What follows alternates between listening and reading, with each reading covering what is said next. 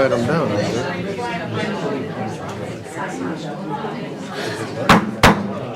Conneaut City Council for July 13th, 2026 is now in session.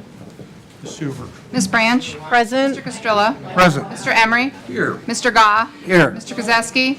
Here. Mr. Moiseo. Here. Mr. Prokowski. Present. City Manager, Mr. Sanford. Present. Finance Director, Mr. Williams. Here. Law Director, Mr. Lewis. Here. Please stand for the Pledge of Allegiance and remain standing for the invocation. I pledge Allegiance to the flag of the United States of America and to the republic for which it stands, one nation, under God, indivisible, with liberty and justice for all. Pastor Blood. Gracious and almighty God, creator of all things and source of all wisdom, we gather tonight in this chamber acknowledging our shared responsibilities for the life, the neighbors, and the future of Conneaut. We thank you for the gift of community, for the unique beauty of our region, and for the freedom to gather and speak openly about matters that shape our daily lives. Lord, we know that tonight's agenda brings complex questions and deeply held concerns before this room. In moments of high stakes and passionate debate, we pray for an extra measure of your peace to rest upon every person here. Grant this council clear-sighted discernment and patience as they lead, and grant to all of us, leaders and citizens alike, a spirit of mutual respect. Help us to listen to one another with open minds, to speak our truths with kindness, and to honor the sincerity of those who see things differently. Lift our collective vision above the anxiety of the moment, so that both our leaders' decisions and our public witness reflect a shared commitment to the long-term well-being of our neighbors. Remind us, O God, that true progress balances the thoughtful stewardship of our resources with the tender care of our people. May the deliberations and testimonies tonight reflect a passion for justice, economic wisdom, and the preservation of the community we love.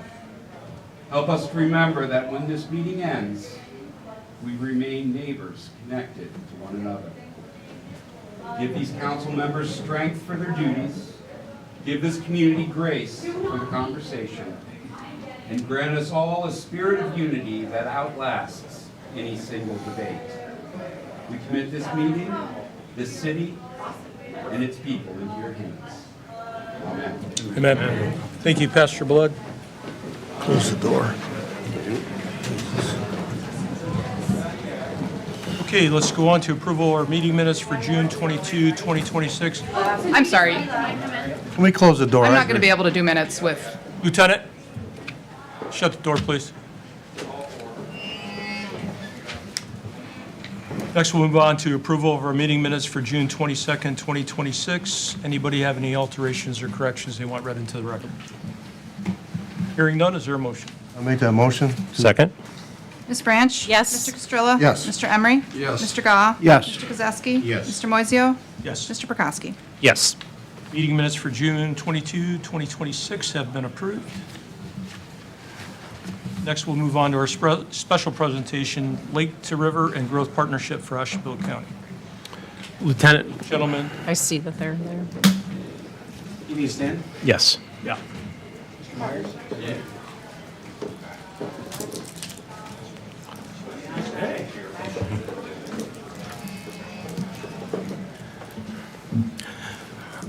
Mr. Myers, Mr. McGiffin, I'm sorry. The floor is yours on behalf of Lake to River and Growth Partnership for Ashtabula County to speak this evening. Yeah, go ahead. Senior Manager Sanford, thank you. Council President Moiseo, thank you. Members of Council, my name is Mike McGiffin. I live in Poland, Ohio. Members of the community, thank you for allowing me and my colleague here to speak with you. This is Greg Myers. He is CEO of Growth Partnership of Ashtabula County. I am Vice President of Lake to River Economic Development. Lake to River is the economic development organization that represents all of Eastern Ohio in the Jobs Ohio system. We exist to help businesses expand, attract investment, partner with communities such as yours to grow your economy. I want to be very clear.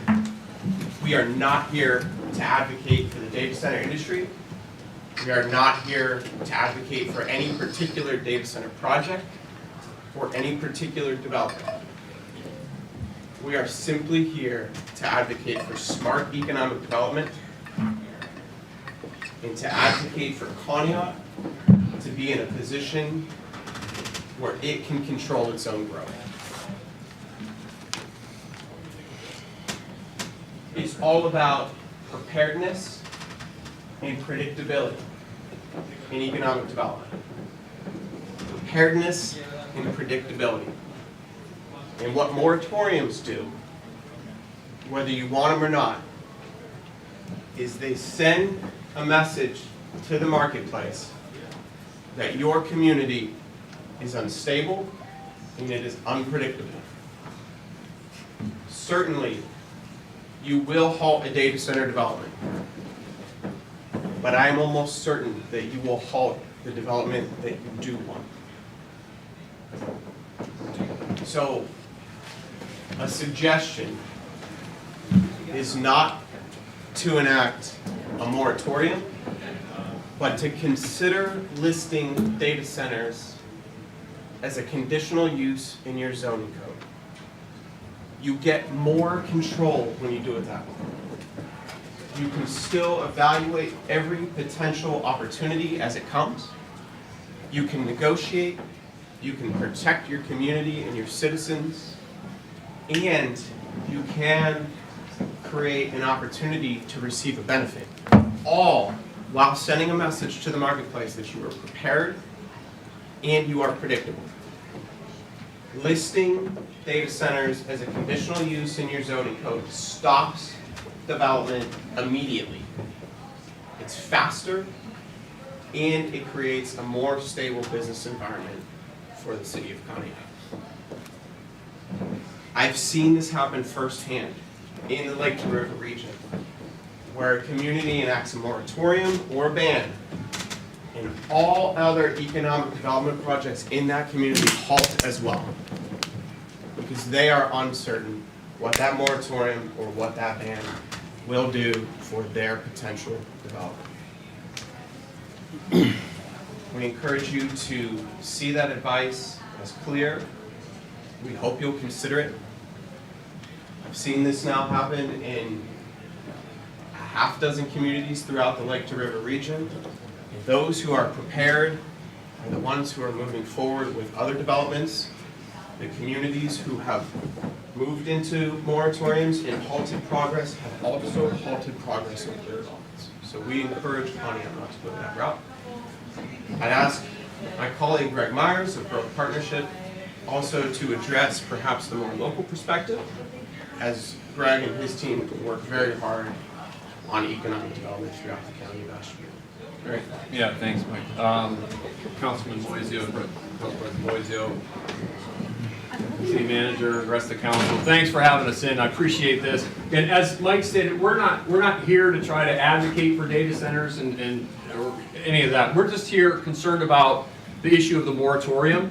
And as Mike stated, what that really does for us in economic development is puts a sign out at Route 90 saying we're not open for development. Whether you believe that or don't believe that is in fact the case. We already, are getting calls from projects that we're working on here in the community and have been working on for years in partnership with the city manager and leadership. And we're getting calls about the concern of what that means. So from the outside world, it isn't just a message about that one industry, but it's a message about, does this community want development? And what type of development does it want? Is it going to put us in a difficult position for any investment that we might be looking to make in the community? So that's our larger concern. And our ask, and I'm going to repeat what Mike said, so there are already controls that you have in place, right, to manage development. And I don't care whether it's a data center, a steel company, or a flower shop. Right? All development has to go through an approval process that engages the public, right? You have to get zoning approvals. You have to get building permitting approvals that have to come to the city. You have to go through, if you negotiate incentives on any deal, that has to come to the city. If if you're in an industrial development, you have to get air permitting processes. That has to go to the state, Ohio EPA. All of those are community processes that the community can come like this and show up and engage and speak their voice about whether they want that development, don't want that development, they want to see that development, but they want to see it in a different format. So those controls already exist. The added control that Mike mentioned about doing conditional use permits for data centers is another layer that you can put on. We're not advocating for you to give up your control. What we're advocating for is don't send a message to the marketplace that Conneaut isn't open for business. Because we are, and you've seen some of that. We just had a recent successful project that was announced that's years in the making. The work that we do are years in the making. And so that is a very fine thread. When you pull that with implementing a moratorium, and I don't care if it's for 2 months, a year, 2 years. I don't care what the time period is. Again, what that does and what that says is we're not open for business. And that pulls that thread and unravels a lot of the work that we've been doing for the benefit of Conneaut. And it very well may be projects that you guys would be excited about, rather than, I'm assuming there's a lot of opposition here, they may be here supporting a lot of those projects. Creating economic opportunity, creating good paying jobs, creating revenue for the community. Right? I would argue, sort of look at where the community stands from a revenue perspective. Right? The city of Conneaut's like every other community. Look at that from a revenue perspective. These projects are bringing in new opportunities to help stabilize the fiscal condition of the city, to help provide services for all of the residents here. Those are really important things, and we just don't want to undo the work that's being done in that vein. So with that, Mike, I think we're open for any questions if you want, but we're just here to offer our thoughts on what a moratorium does for economic development, the impediment that it creates. I'm sorry. I just got a text. Somebody is speaking and it's picking up on that microphone. Somebody in the audience, just you guys are aware that everything you're saying is also being picked up on YouTube. So, Just a question about the conditional use. So explain a little bit more how that stops data centers for now. Yeah. So, if you want, I could do it. Okay. So it does immediately. Okay. So I would imagine you'd have to go through a couple readings. I'm certain that all of you know your process to change zoning ordinances. Mm-hmm. But if you list specifically data centers as a conditional use on industrial commercial properties, then your zoning department has the ability to halt any proposed project that functions as a data center on industrial or commercial properties. Indefinitely? Yeah, indefinitely. Okay. It's a full-fledged zoning change. Okay. But it gives you the tools. Yeah, right. So it gives you the opportunity then, to be clear, there are 2 data centers in my community. Mm-hmm. Most people don't know they exist. They're smaller, they're run by IT companies. There's a city council person that lives right next door, and I don't think she knows, to be honest with you. And again, not advocating, but there might be developments that you do want. Certainly there might be developments that you don't. The moratorium sends the message everybody wants. So can you clarify, the Growth Partnership website has a great frequently asked questions area. And in a couple different spots, it highlights how communities should be prepared for this before a project is proposed. Mm-hmm. So with the conditional use, we would need time to put something like that together.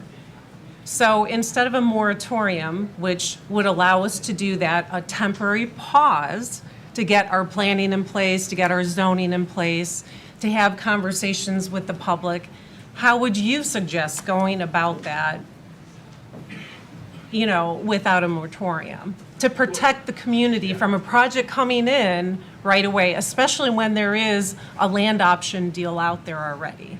Sure. Yeah. There's land option deals out there, but all those are right. Those companies are going through a mountain of due diligence to see even if that will even work for them, and it may or may not. But if it does, let's say it does, as an example. Let's say they come in tomorrow and they say, hey, we've got a deal struck, we found an end user, we want to move that forward. Right now, they have to come in to the community to get zoning approval already, right? So even though you don't have conditional use permit on your books, they still have to come to you, right? They have to get a verification that it's allowable. I don't know your zoning, but is it even allowable under your industrial use right now? Believe it's fairly loosely defined, but I would have There's to, nothing preventing it from coming in at this time. that's where the conditional use. But I guess would be my point is beneficial. there's nothing from stopping you from stalling that for as long as you want, right?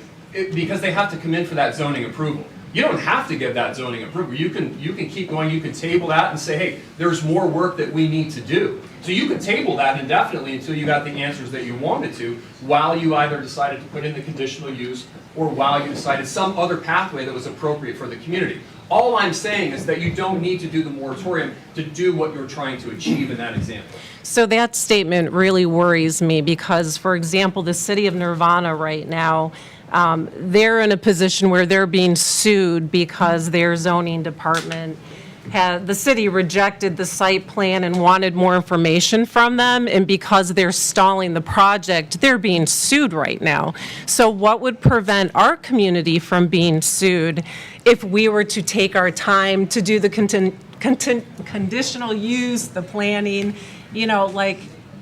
it doesn't seem like that's a possibility from the examples that we see out in Ohio right now. I don't know the circumstances around that case. Yeah, so I can't speak it was to it. Cleveland.com, and it was July 4th, so Yeah, maybe I'm you saying haven't I don't- seen it I don't know yet. the conditions around that, Yeah. so I can't speak to it. And I also, I guess that's where you lean on your law director, right? I'm not here to give you legal advice, Yeah. that's his job.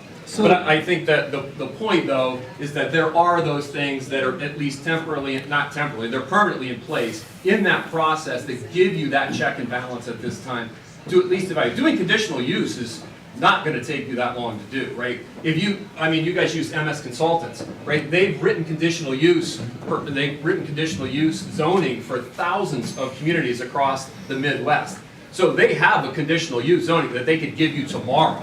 So that's not a process that's going to take months. So It depends on how quickly you would want to move that through your process. So possibly we could vote on that at the next meeting, a conditional use zoning. To change to the code in 1125, yeah. No, there are public hearings and. There would be a whole process, Okay. right? Well, at least we can get that going as soon as We could start. tomorrow. Oh, yeah. Yeah. Yeah.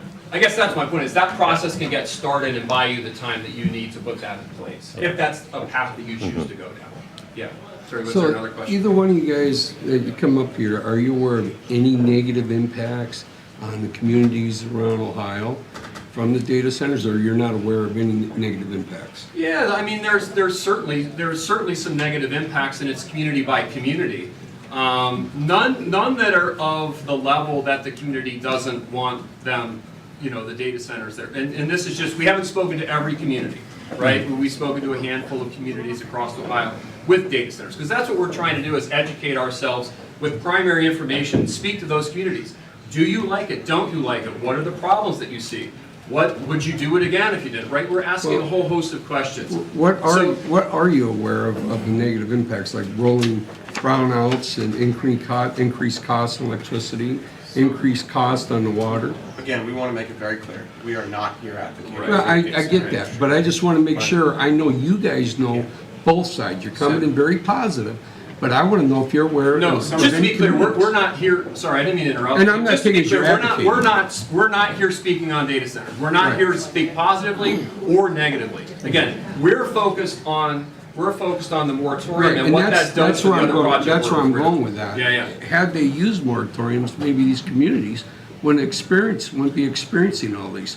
And when I hear a corporate company use the form that if you impose a moratorium, we're just going to leave, even though we have all the gold with the water and the electric grid, that's a form of intimidation.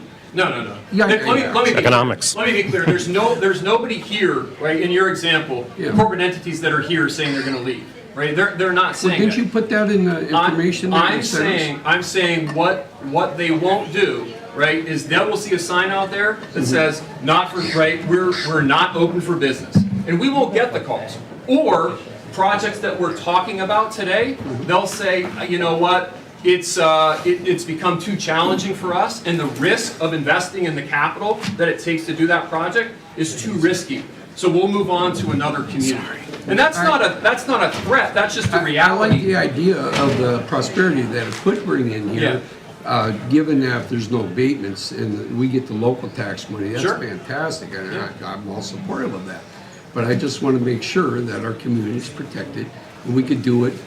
Correct. We do as well. And I know your company, I've researched your company, you have a good reputation down in Trumbull County for manufacturing. And, you know, instead. You haven't heard of Growth Partnership? Sorry, I couldn't help myself. Yeah, so Well, I have a listen, different just as a opinion. little background, I'm originally from Conneaut. I still have family here, so Yeah, I know. I'm with you, right? I care about this community deeply. I don't want to see anything that comes here that harms my family members. Correct. If I was concerned about something, I certainly wouldn't be here advocating for certain types of, again, I'm not advocating, you're I'm not for a moratorium. advocating for it, Talking I'm about the moratorium. advocating for leaving us pathways to do the type of development that the community wants. And I don't want any unintended consequences for taking actions that, that maybe there's another pathway that doesn't say to the development community, we're not open for business, I right? understand that, yeah. So can you clarify when a company is looking for property in a community? And I also want to commend Lake to Rivers because you had an excellent project that came to fruition with Kimberly-Clark, and it's going to employ almost 700 people. They make paper products. That's a lot of full-time, great jobs that local people can fill. So when somebody comes in and is looking for land, let's say the city of Conneaut, and you're informing our city manager that XYZ company wants to come in, what kind of research do you do on those companies so you can present what kind of industry that they're in, who do they represent? Because most of the time it's consultants or lawyers or whatnot. Yeah.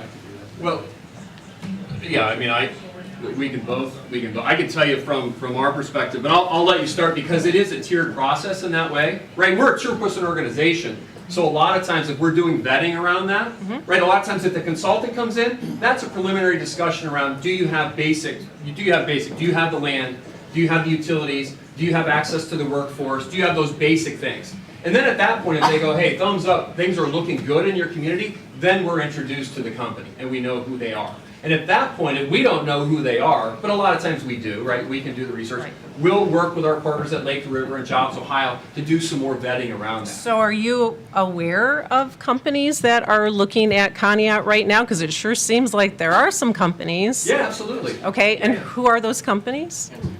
Yeah, we can't tell you that in a public setting. I'm sorry, why not? Well, Right? I can explain why. Well, here, and I can explain why. Because those aren't defined projects yet, right? They haven't made any commitment. It's like buying a house. And you have a conversation, you do a walkthrough, you're talking with your realtor, and your realtor has a conversation with the other realtor. They don't know who you are until you've made an offer to buy that house, right? We're not, in that example, we're not to that point. They're doing a walkthrough. Right, they're doing that walkthrough, and we know who the consultants are. We know who their client might be. But Yep. until they take action to say, hey, we want to do a project there, Right. there's nothing to talk So about. I guess that's what I'm asking is the consulting companies that have filed paperwork with our Ashtabula County to purchase our Conneaut property, did you research those companies or no? Consulting companies to purchase. I'm not. Yeah, M2 Development Solutions. Yeah. Are you familiar? Yeah, are you familiar? Are you familiar I'm with familiar with what them. they specialize? I mean, can you educate us? Yeah. That's all I'm asking. Yeah, I mean, they're a development company that is looking. They do different types of development. They do data center development. Yeah. And what size? Because you mentioned most It communities have varies. small It ones. varies. They don't know. Right. like- Theirs that they look at are smaller. Yeah, they're smaller scale. Oh, because that's not what I read online. I read that they do hyperscale projects. I don't know where you read that, but Yeah, on their website, yeah. yeah. Well, just because they do it, that doesn't mean that we're talking that that's a fit here. I guess that's a good point to make, right? Just because everybody's reading and they're worried about AI data centers, hyperscaler data centers, that doesn't mean that we're talking to them about that, right? We could be talking to a company that's what they specialize in, but that's not necessarily what they're going to do here.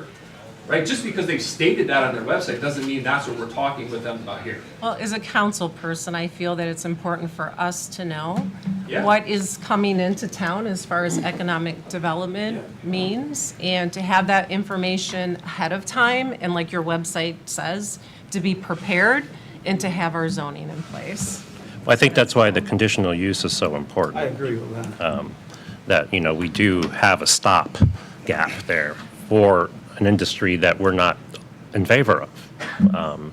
And I'm not in favor of data centers. I mean, I'm gonna state that now, but I'm not in favor of a moratorium. I like this solution because it does give us the strength to do it, to put a stop to it and open ourselves for business for industry that's more compatible with our region, that's there. So you said you couldn't name these companies. Are you able to say what type of other companies, what in general speak, what they do? If I may. Yes.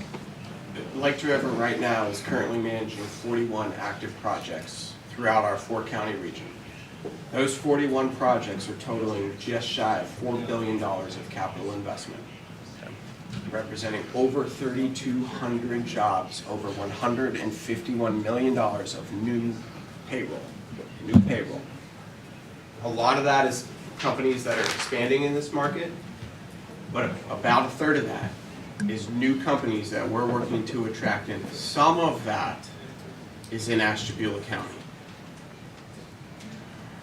When Lake to River engages with a company, it is imperative for that company's business performance that their information does not become public record. They don't want their finances being public record.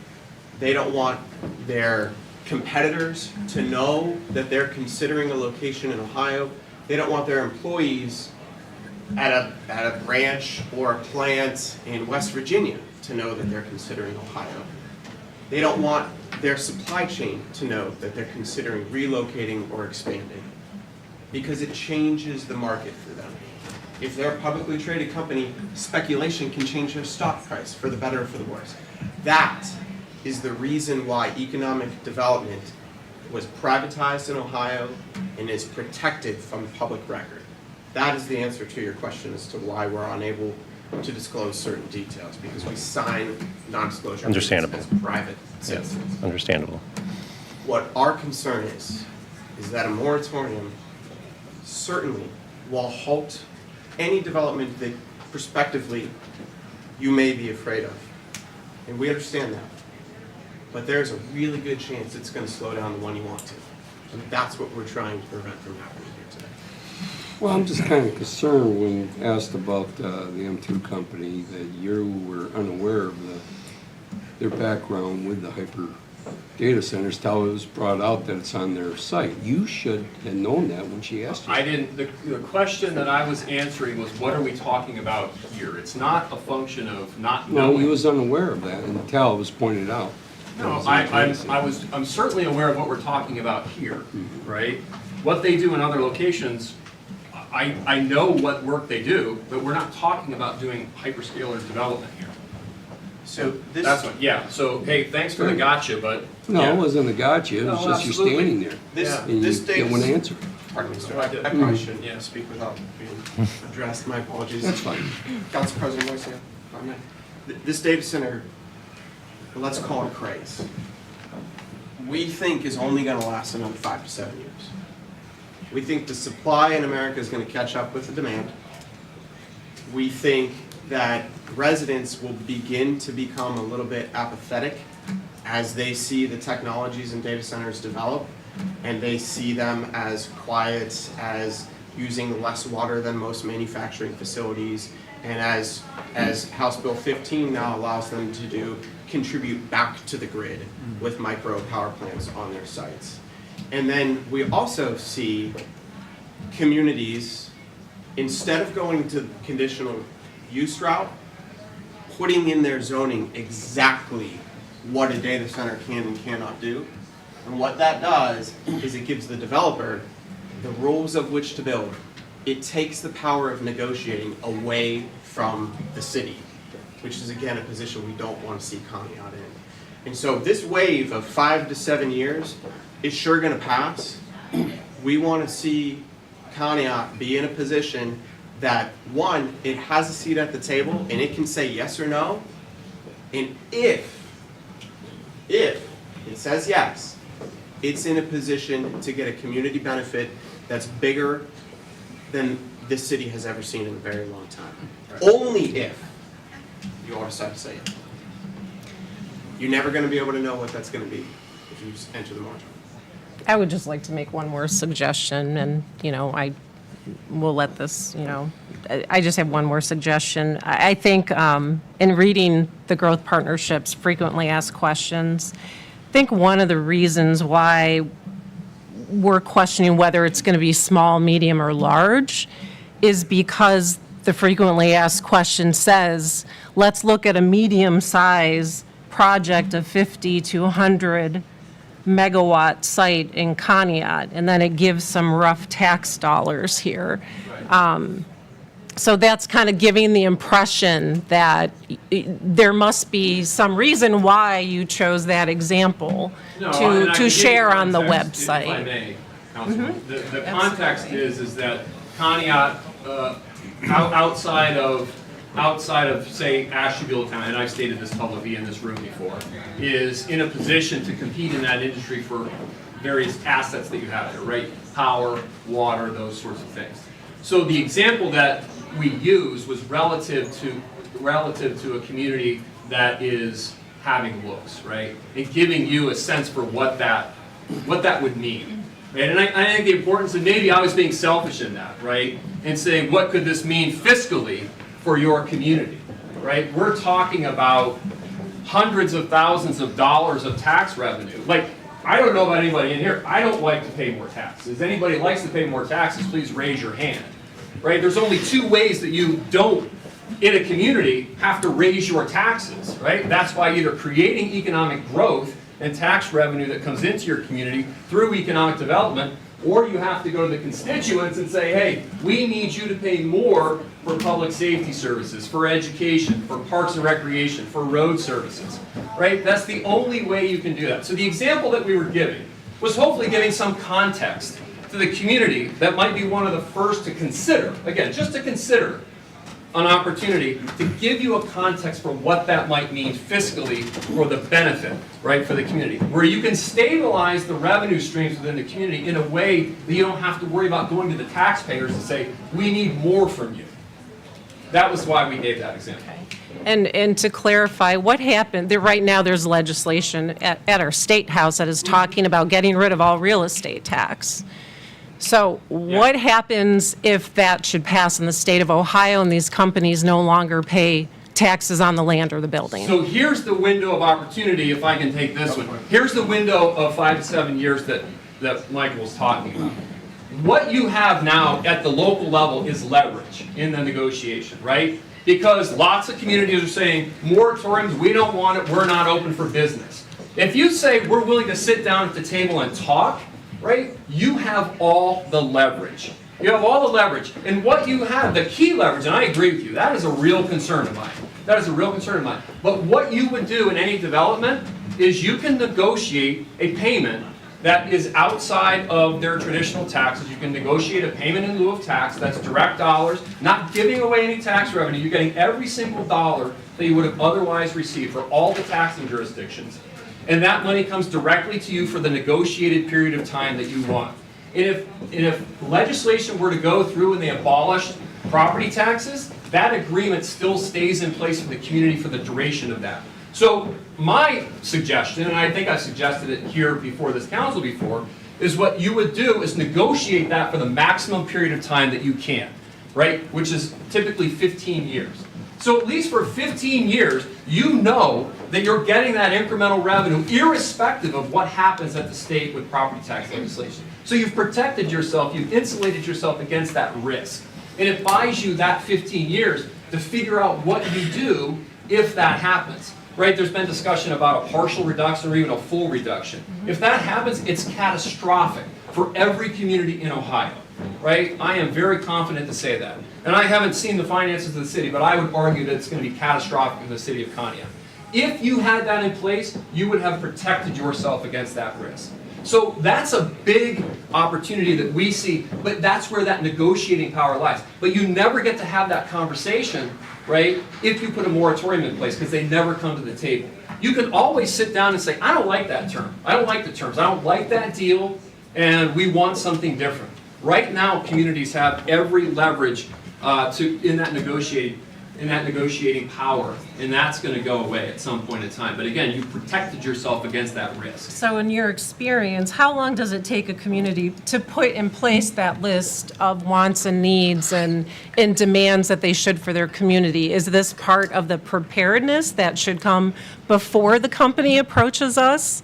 So we have met and not rushed into it and, taken more than maybe 2 council meetings and input from our community to decide what those wants and demands are. So what do you see with our other communities? How long does it take them to put such a list together? I think you probably already know pretty well right now what your wants and needs are, right? You probably have a pretty good sense, right? We want clean air. We want to make sure there's no environmental impacts, right? We want to figure that out and know that there are no environmental impacts. We want to make sure that we're not going to be affected by too much water, right? Are you developing a closed loop system? Can we support that? Hey, guess what? No, we can't support it, but we need $5 million from you to upgrade our wastewater and sanitary. And there's plenty of examples of where the company said, great, do it, right? That's improvements that I believe probably need to be made now, and it's going to come on their backs if you don't have ways to pay for it.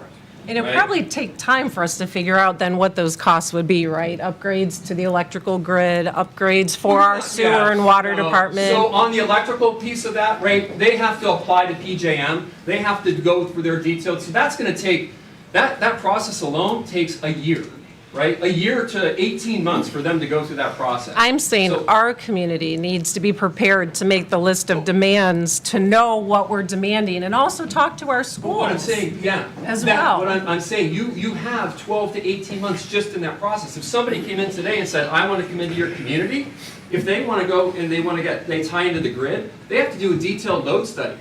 They have to spend a lot of money to do that, and it takes 12 to 18 months to do that. Right? They can't come in and say, even at that time, they might go, guess what? We don't have enough power to give you. And they might go, okay, we walk away, right? But that buys you, there's no development. If somebody walked in here today and said, I want to do a development tomorrow, all that means is they're getting started in that process. That development doesn't even get out of the ground for 3 years, right? So there's plenty of time in that time frame for you, well, hopefully that's enough time, for you to figure out and do some research into what it is that you want to do. Councilperson Branch, you mentioned a project that we worked in Trumbull County. My team and I worked that project 2 years before Lake to River was stood up as an organization. We've been on that project for just about 4 years now. Now, that's a milestone project that won Ohio a Silver Shovel, which is like a top award in economic development for the state.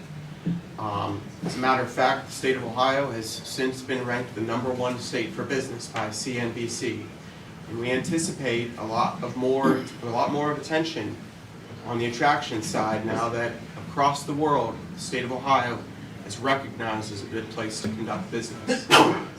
We've seen communities now, I've seen a community in a moratorium for over 180 days. That said community has not gotten any closer to what they'd want out of a data center moratorium or out of data center conditional use. I've seen communities who have stayed away from moratoriums who mobilized in under 6 weeks and are going to their zoning board now, within the next week or so. It can happen fast. It can happen slow. Those communities that are stuck in moratoriums, we have projects in that are the industries like the one that you mentioned that employ lots of people that are good paying jobs. The one that you mentioned pays $73,000 on average for every single employee in that plant. For the Kimberly-Clark. Those communities. Is that what you're? Yes. Yeah, okay. Those communities that are in moratorium have projects that are similar to that are also stalling because of the uncertain environment. Thank you. Mike and Greg, thank you. I just have one more question on the moratorium. I think about the other communities that implemented the moratorium. does that mean they'll never be approached by the data centers to bring We opportunity? can't say never, yeah. I mean, if they I mean, go and they closes the lift the door. moratorium, if they change their mind and they lift that moratorium, that doesn't mean that they never will. But what that does is it means that they're gonna have to fight 3 times as hard to convince anybody that it's not gonna be a problematic process within that community. It makes it much, much harder. But I won't say never. I won't be that absolute, but it'll make it much, much harder for us to work to sell that community. And not just for, and again, not just for a data center. I want to be very clear, right, about the other projects, the other developers from other, right, think manufacturing, think logistics, think, business or like a Kimberly-Clark type project. They will be very, very hesitant, and they will want to do a ton of due diligence on the community to make sure they don't get caught up in anything that is similar to what's happening now around the conversation of data centers. Yeah, that will become a big concern for them. So it makes it a lot harder for us to do the work. Honestly, that's why we're here. That's the concern. Well, I understand, but I do feel we need more time, because we have regulations for manufacturing, nothing is addressing data centers, because that's a specific entity. And the conditional I think use we will need help to do us with that. And I agree with you on that. Yeah. And that also opens us up to other favorable industries like logistics or Yeah, it things has like no that. impact on them. Yeah. Right? Doesn't limit. Doesn't limit. Okay. Thank you very much. We appreciate your attendance. Yeah, thanks for the Thank you. opportunity. I Appreciate it. appreciate what you do. I appreciate what you do. Thank you. All right, next we'll move on to citizen comments. Good evening.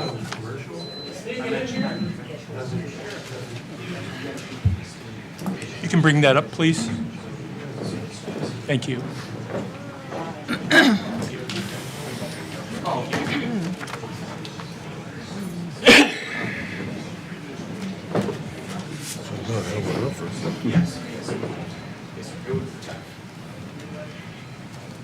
Yeah, I was going to you can shut the door. Good evening to our guests who would like to address City Council. Community participation is an important part of local government and is encouraged. Please be advised that City Council sessions are audio and video recorded. When your name is called, please step to the microphone, state your name and address for the record. Please keep your comments to 5 minutes or less. There'll be no abusive or threatening language that will be allowed. If you have a specific question, you will receive a follow-up answer from either council or the city manager. There will be no public debate at this time. When you're finished with your comments, you're welcome to stay for the rest of the meeting, and thank you for your participation. First up, Mr. Taylor Cleveland.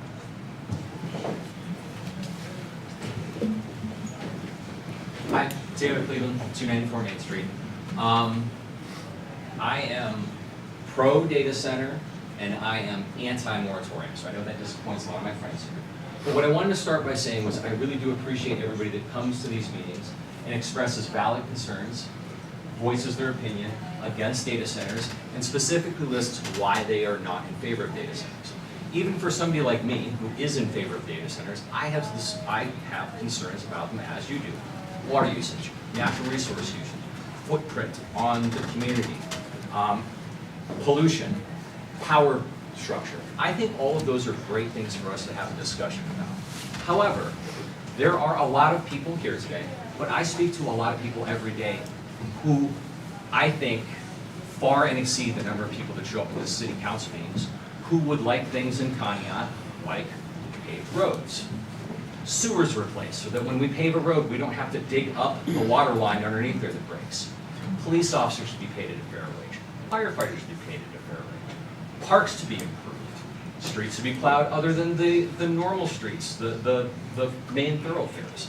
We have a lot of things in Conneaut that require tax dollars that we don't have, and we're not going to have next year. So the only way that we can do that, our city's too large to support that with just the tax base that we have now. We couldn't even tax everybody in Conneaut to the point where we would get that type of tax base to do that. We need to have industry that comes in. We need to have an industrial base that pays taxes, that contributes to keeping our community the way that we like it. Now, I really, really enjoyed what Mr. Emery put out on Facebook. We were talking about having an ad hoc committee and having a discussion to have regulations that address those legitimate concerns from data center people. What is this going to do to our water? What is this going to do to pollution? What is this going to do from noise? What I don't like is I don't like the idea of a moratorium. And I will tell you why. If you put a year moratorium in, I have been around governments for 30 years. You put a year moratorium, not one thing is going to happen in a year. Nobody's going to do one thing in a year. Nobody will do one thing in a year. As a matter of fact, since everybody started talking about data centers, the only thing that we've been doing is pressing a moratorium. We could have been having an ad hoc committee doing things like conditional use permits or coming up with legislation that other communities have imposed to make data centers a benefit to the community while addressing this. We haven't done any of that.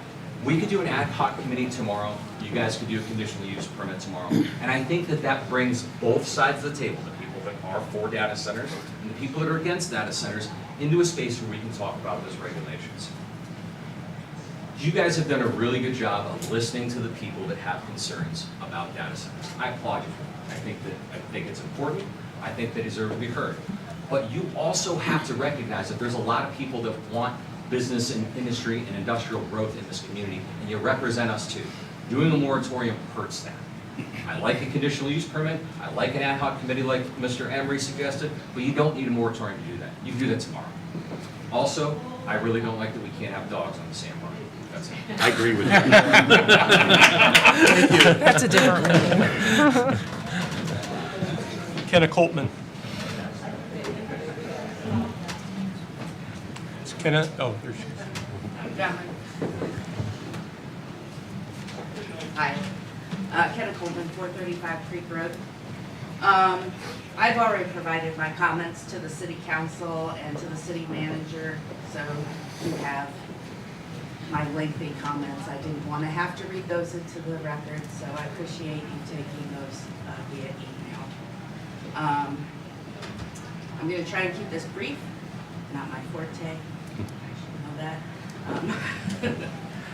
But anyway, I think that we can all agree that everybody in this room, we love Conneaut, Ohio. We have a lot of figurative and literal common ground. And my family has long roots that go back here a long ways. Though they were located in former Lakeville Township. So there was a lot of ongoing angst with our family in that, which as a child, I have to admit, I like to poke the bear because I thought it was kind of fun. But that's an ancient history. We're all one Conneaut, right? This was a great place to grow up. Excuse me. I remember attending Model UN with Nick.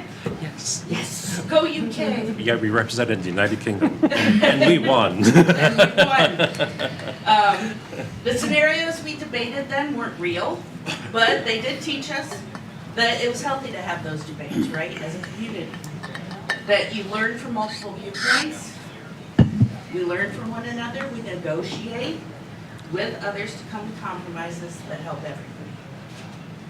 I personally benefited from the free sharing of knowledge with Chris Castrilla and with Nick's brother, Dave, when I worked at Gabriel.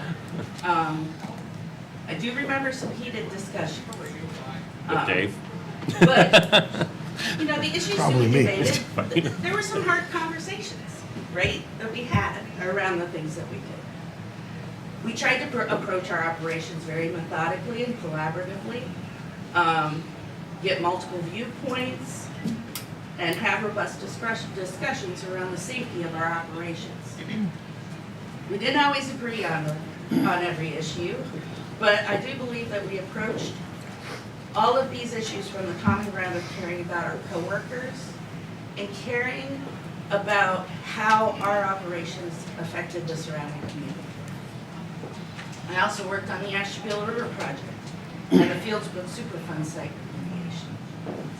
Now that was a true all-hands-on-deck community effort that took decades to see through to completion.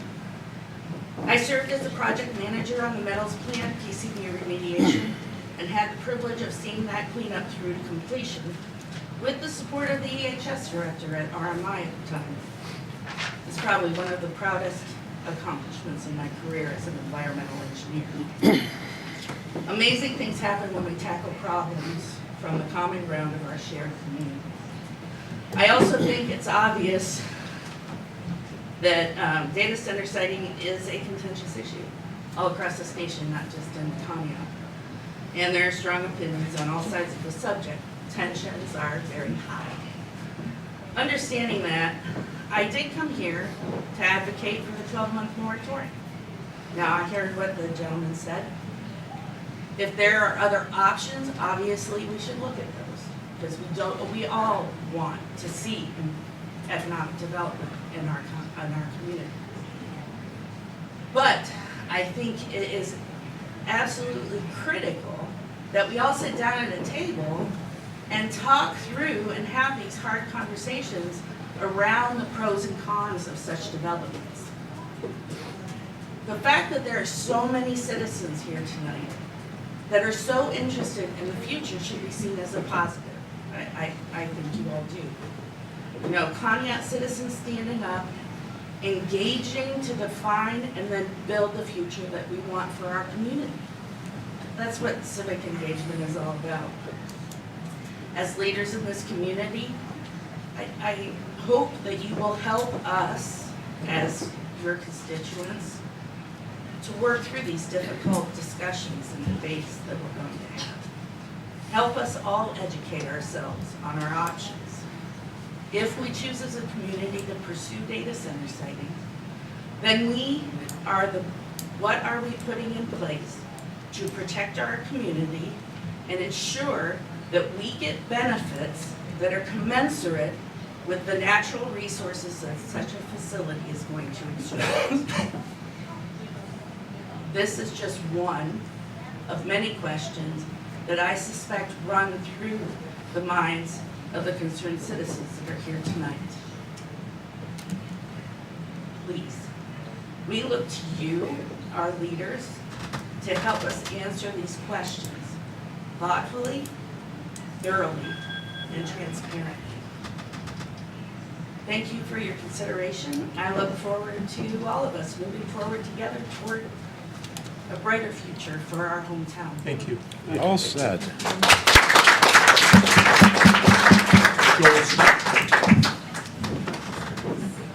Joel Speck, 292 North Amboy Road. Thank you for doing this for one. We need a bigger venue. Yeah. We have elderly out there that couldn't sit down. That's inexcusable.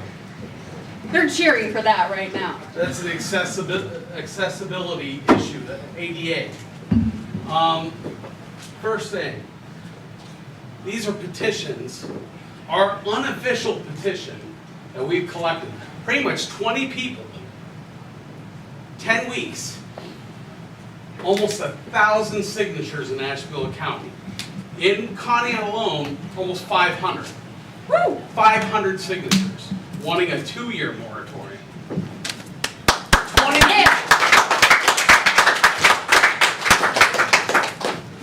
Now I need to get out my note card. For one, Mrs. Branch, really appreciate you standing up. I don't appreciate how you've been talked to by other council members. It's not appropriate. Mr. Emery, your little post on Facebook, really appreciate that. Thank you. Mr. Sanford, I just found out you're not even a resident in Conneaut. I just found that out. I don't know how I missed this. I've lived here 20 years. You don't live in town, and you're making decisions for us who live here. Mr. Meyer said you guys have been working on this for years, and you don't live here. That's not right. Thank you for pointing that out. No problem. I'm here for you. I see that. Now, M2 Developing Solutions, that conditional language that they're offering, that makes me all warm and tingly when I know that a big billionaire technology company is willing to offer us their language. that doesn't help me settle any of this. Let's think back when we were kids and living in Conneaut, because a bunch of us live here in Conneaut, grew up here. You know, for decades we wanted a rec center. I'd love to have a rec center here, like the Y in Ashbula. Maternity ward. Ashbula County doesn't have a maternity ward anymore. You know, we had 4 fire stations at one time. Some of our parks are in disrepair. Kids want a skate park. We used to have that. You know? If we're going to make this happen here, you need to raise the bar. Because what was once here could be here again. You know, it's just, if you're going to sell us out, we expect our fair share. Absolutely. So, yeah. Thank you for getting those signatures. We're not done. Thank you for your time. Sandy Schellenberger?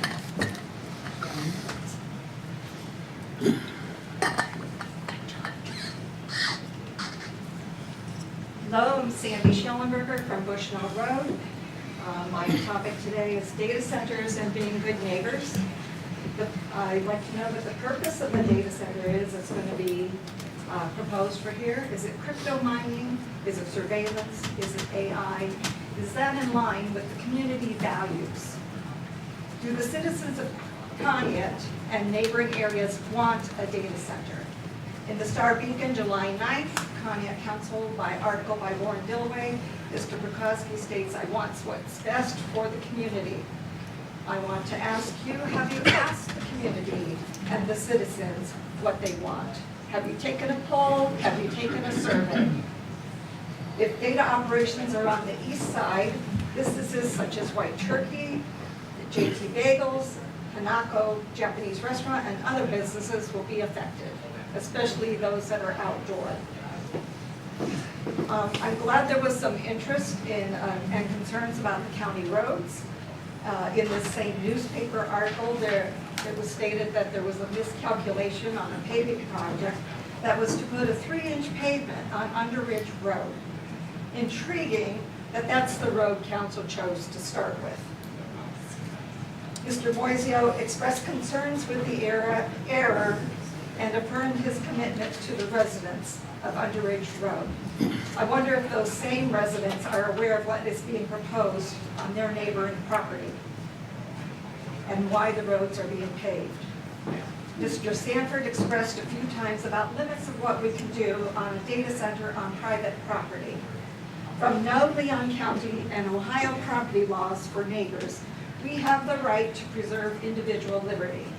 We can build a data center on our property, but you cannot operate it if it impairs the rights of your neighbors. The noise, the lights, the vibrations should not leave your land. Your homeowner rights end where your neighbors begin.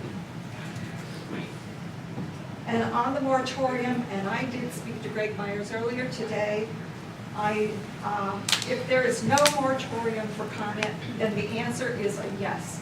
That means a data center can come.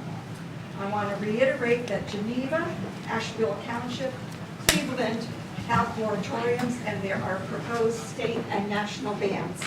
With so many concerns, I again recommend a moratorium. That does not mean we are closed for business, only that we have more time to study the effects of a specific business.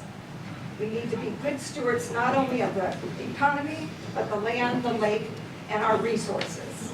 And lastly, I would like to recommend for the next council meeting, that you have a rep here from Conserve Ohio for balanced information. Thank you.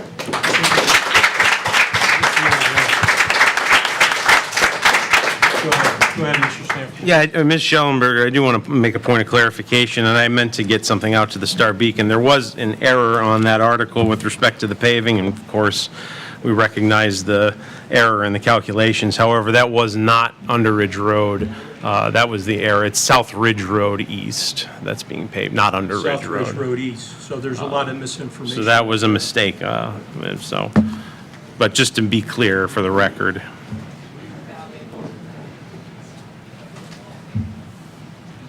Okay, next up, Lisa Speck. Lisa, here, there she is. Hi, Lisa Speck, 348 Liberty Street. I was going to say, please do a moratorium, but I kind of do like the conditional use zoning. I think it sounds reasonable. I'd be okay with that. I don't see apathy happening around any industry for which Ohio EPA is willing to lower water quality standards for our exceptional water habitats. We should really be good stewards to the environment. And then last thing, so I don't go over this time, I'd like to be considered for the ad hoc committee. So that's it. Thank you, guys. Seconded. Thank you.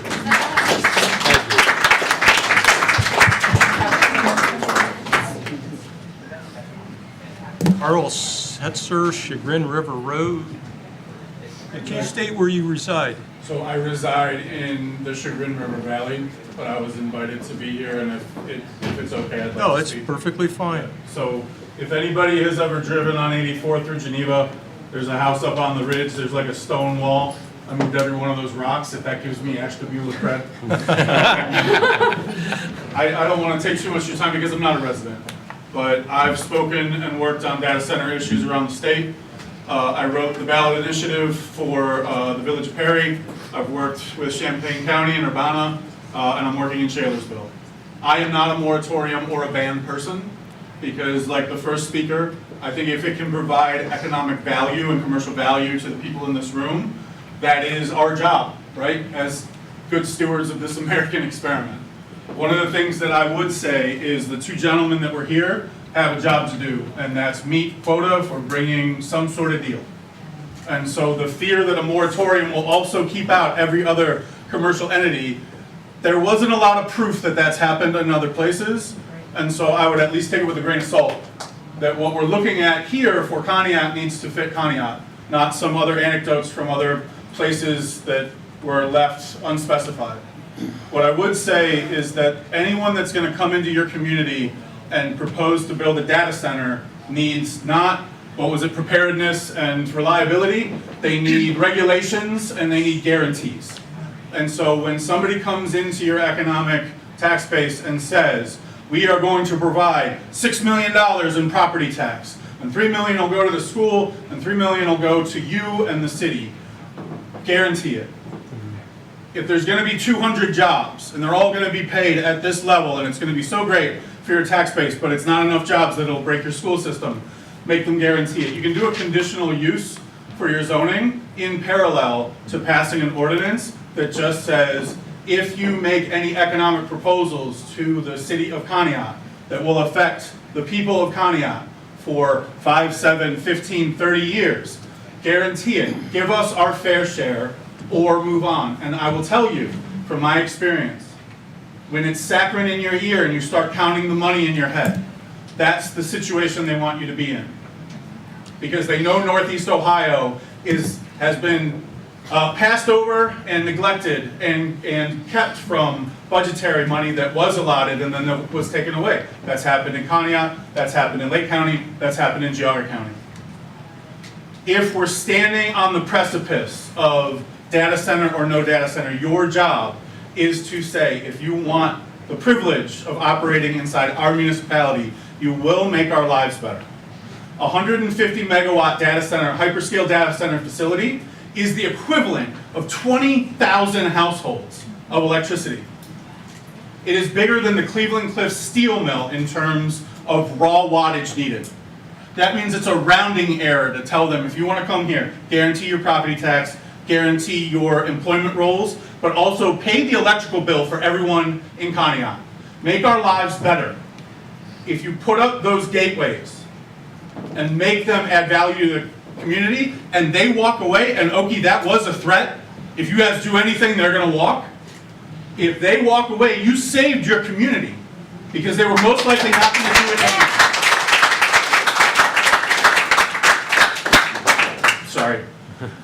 If you look at this opportunity, and you look at your negotiating partner across the table and you say, we'd love to have you here, we're open for business. Make our community better, because we're tired of people coming in and making it worse. And they walk away, you've done your job. But if they stay, you've done an even better job, because you've brought in the people that are actually going to be a part of your community. And in 20, 30 years, their children will stand in a meeting like this and say, I grew up here because my parents came and built a company here. That's your responsibility. I hope that if there's anything I can do to help, ask. But this is inspiring. Please be inspired. Don't be annoyed by these people. Thank you.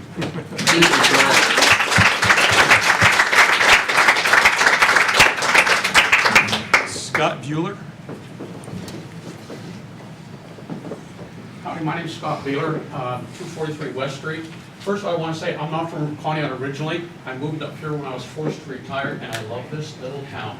I am so thrilled to be part of your community. Thank you for allowing me to live here and to address you folks. I actually had to throw my notes out I originally had because just in listening to some of the city council folks here, Mr. Emery and Mr. Branch, you folks you're educated on this subject. You are cognizant of everybody's concerns here. So I'm not going to repeat a lot of stuff which a lot of you people know, and a lot of other people probably state as well. However, as a former business manager, I used to manage Ridgeway Lumber Corporation, Ridgeway, Pennsylvania. I was also mid-management in American Sterilizer as well as Lord Corporation here in Pennsylvania. I can tell you for a fact that just because you have a moratorium on one unwanted industry will not prevent other industries from looking at this town with an honest eye. If this community has everything they need to put a business in, they're not going to look at a moratorium on a data center. Hell, we say we don't want to come there. They're going to say, okay, Conneaut has a great place. They have all these values. We want to look at it honestly. A moratorium will not stop industry. I didn't catch the gentleman's name who was here talking earlier. I fired way too many artillery shells in the military, and honestly, I drove too much equipment without mufflers in my day. I can't hear that well. But honestly, that will not stop industry. I say this as a former manager of several different industries. You will just, single moratorium will not stop that. The other thing I have to say is just look at all the people here. There are conservatives, there are liberals, there's Democrats, Republicans. I don't think you can find one issue anywhere that has drawn this many people to one side who are against a certain thing. Seriously. You can name any other subject and you could probably get 1,000 other opinions, but to get this many sides and polarized opinion, polarized people, but they're all coming together for this. And the fact that we have people in the hallway, in the other room, outside, shows that this community is impassioned against data centers. And if I can make two suggestions, there again, I'm not familiar with Ohio law, I'm relatively new to this town. Why don't you bring it up to the people themselves? Let's put up a referendum up. Say, okay, put it out to the people. Do you people want to vote? Who wants to vote for the referendum? Who would like to see that on the ballot? I'm sure a lot of people will. And that way then it would take actually lift it off of your shoulders too and have the people decide. Say, okay, do you want a referendum on this? Or would you want a moratorium? You don't have to give a time. Then once you have the idea of the moratorium, have another vote at another time and say, okay, we have the moratorium. You want to do it for 1, 2, 3, or 5 years. It's what the people want. I mean, that's obviously what the people want. And if I can make one more suggestion, if you folks want to need another meeting on this, another council meeting, may I suggest, and I'm not part of New Leaf Methodist Church, but get a bigger venue. When you know you're going to have something like this that's going to inflame a lot of people, a lot of conversation, look for a bigger venue. I'm sure New Leaf would be more than happy to let us meet there. Thank you very much for your time and allowing me to speak.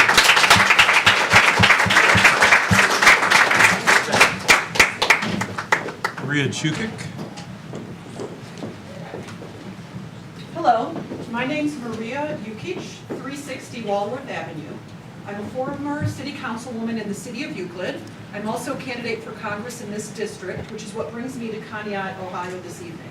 I would like to encourage you to accept a moratorium on data center projects because so much is known about data centers and so much is not known. But what is known is that 70% of people in general do not want data centers, and especially in their areas.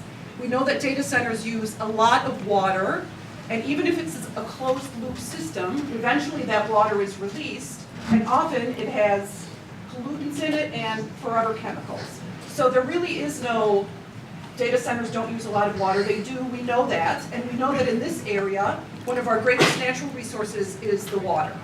We also know that data centers use an exorbitant amount of electricity, as one of the previous speakers mentioned, the actual amount. They need a lot of electricity and power, and they're going to be in competition with the local people, communities, and businesses for that power. And what that happens is that the rates go up, so we know that.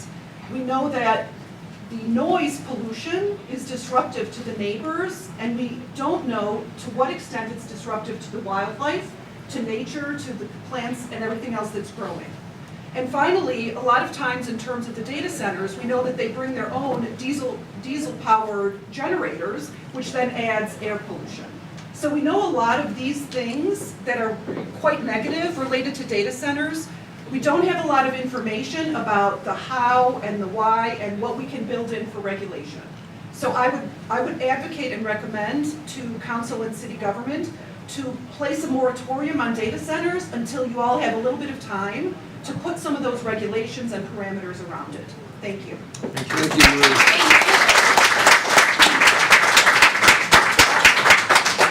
Matt McBride. Matt McBride, 295 Daniels Avenue. Thank you guys for your time. To start off, I want to just comment on the two gentlemen that I didn't hear earlier. The biggest thing being there sounds like there's a lot of good business that can come to this community that is not AI data centers. Let's really take a look at that because honestly, with data centers, we've gone over, the consumption that these things have, but there's also someone brought up earlier just the content that these data centers produce, whether it's just kind of the useless garbage of creating random images. It's way too inefficient just to make, an image of an NFL team's mascot smoking a cigar. It's ridiculous. But on a more serious note, 14 states in the United States have already passed legislation referring to AI's ability to make deepfakes of child pornography. Now, as of right now, there up to 40 are now in the process of putting in different limitations on that. And Ohio is one of them as of May 2026. However, right now, that is only just putting a watermark on that, so that way those are able to be traced back to the source. It does not limit the AI's ability to create that. And as we have seen previously, laws have not been able to keep up with the speed of AI and their ability to create different things. I learned from a video of Sam Altman, the CEO of OpenAI, which is ChatGPT, talking about how kids were able to go around the safeguards they put and learn how to make bombs.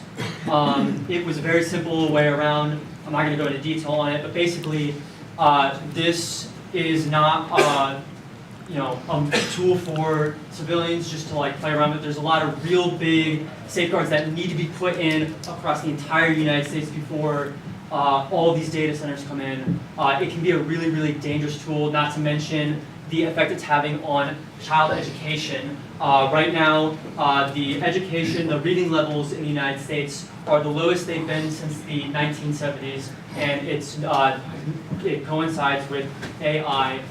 Kids are not being able to write 10-page essays because they're going on ChatGPT. They are using it as the cheat code to get through easy. And my last few years of college, I did it for a time until I was able to realize just how much this was truly rotting my brain and I wasn't exercising my cognitive faculties.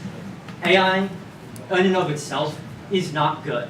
So I asked you guys, consider the moratorium. I know the guy said that it was bad for business, but we heard from a business manager who, it's hard to believe that if someone who is not a data center AI company wants to do business here and they see that it's just bad business for them to look over us entirely. Thank you guys for your time. Thank you.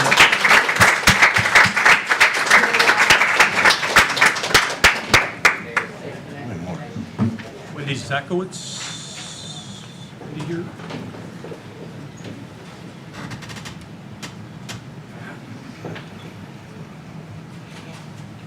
Good evening, Council. I'm not here to talk about data centers. You should be happy about that. Ms. Branch, thank you very much for trying to stand up against the Boys Club. I'm here to talk about our city representatives and their responsibility to the community at large.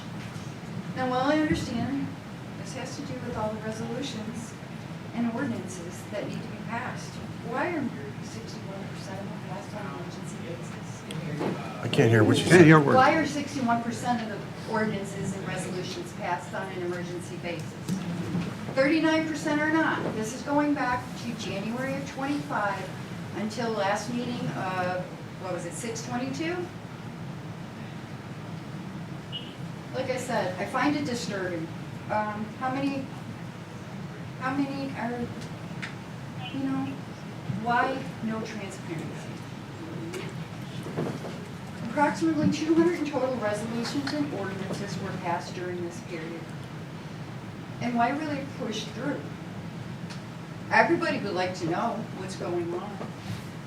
Things like 1625 and 10825, which allowed the city manager to enter into an agreement with RH Partnerships. So a little bit of data for the land. Also, we weren't even informed our water rates were going to be increased 35%. And then another $6 added on for sewer debt. And another $1.28 for leak protection. We weren't asked, we're just charged it. That's an extra $7.28 on people's water bills who are struggling to buy food, on top of the 35% increase in the water bill. Again, why was the community not involved with this? Everyone on the dais claims transparency. It doesn't look that way to the community. The position you are in currently is not to check off boxes on your way to higher political office. You are here to fulfill your current duties, to be the voice of your wards, and to be our voices. We elected you. Do your job. We have been ridiculed, defamed, told to sit down and shut up by council members. Some council members themselves have been told to sit down and shut up. Many have council people or their spouses have called other members of the community ignorant, uninformed, and other derogatory marks. We don't appreciate it. We're not stupid. We're not country bumpkins. My question is, why do you think this is necessary? The people have concerns. We deserve to be heard without being ridiculed. Just because you don't like our stance on a certain topics does not justify those comments. You work for us. We elected you. We live in a charter city, and according to Charter Section X2, you can be recalled by 20% of your ward vote, or 20% of the registered voters for at-large seats for council president. Your statement, French. I would just like to say, I have lived here 20 years, and in 20 years, I have seen things go downhill with mismanagement, with other city managers, with other city councils, with other people coming in and, oh, you're a name, I know you, so I'm going to vote for you. They don't look at the candidate. They look at the name. And then they complain of what they got. Please do your research. This is not Democrat, this is not Republican, this is our community. It used to say, a beautiful place to live on that wall. Doesn't anymore. That's all.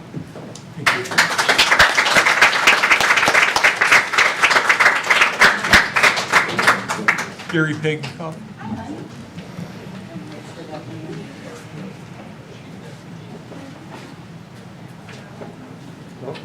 Gary Biggenhoff, 181 Leaf Lodge Extension. And I'm not going to mention the moratorium tonight either. I'll try and make this fairly quick. I'm really here because I want the ad hoc committee to be put together fast. And I think we need one. They were talking about, waiting, you put in the conditional use permit, then you have time to do it. Well, we need to do something now so we're prepared for that. If it comes in, then we know what we're doing. So some comments and we'll get my point at the end. So Berkshire Hathaway had their yearly meeting and Warren Buffett gave a speech. It's just some things out of that speech. The stock market is rise is being driven by AI. The rest of the market is stable or down slightly. As a result of AI development, we have the largest stock price to earnings ratio ever. The other times when it was like that was 2009, we had the stock crash and the Great Depression. And Berkshire Hathaway now has $3.397 billion in cash and treasury bills as a result of it being, the stock market being so lopsided. It's their largest amount ever in liquidity position. He notes that stock prices may be dangerously detached from their economic foundation. If the stock market bubble bursts, some of these companies will not survive.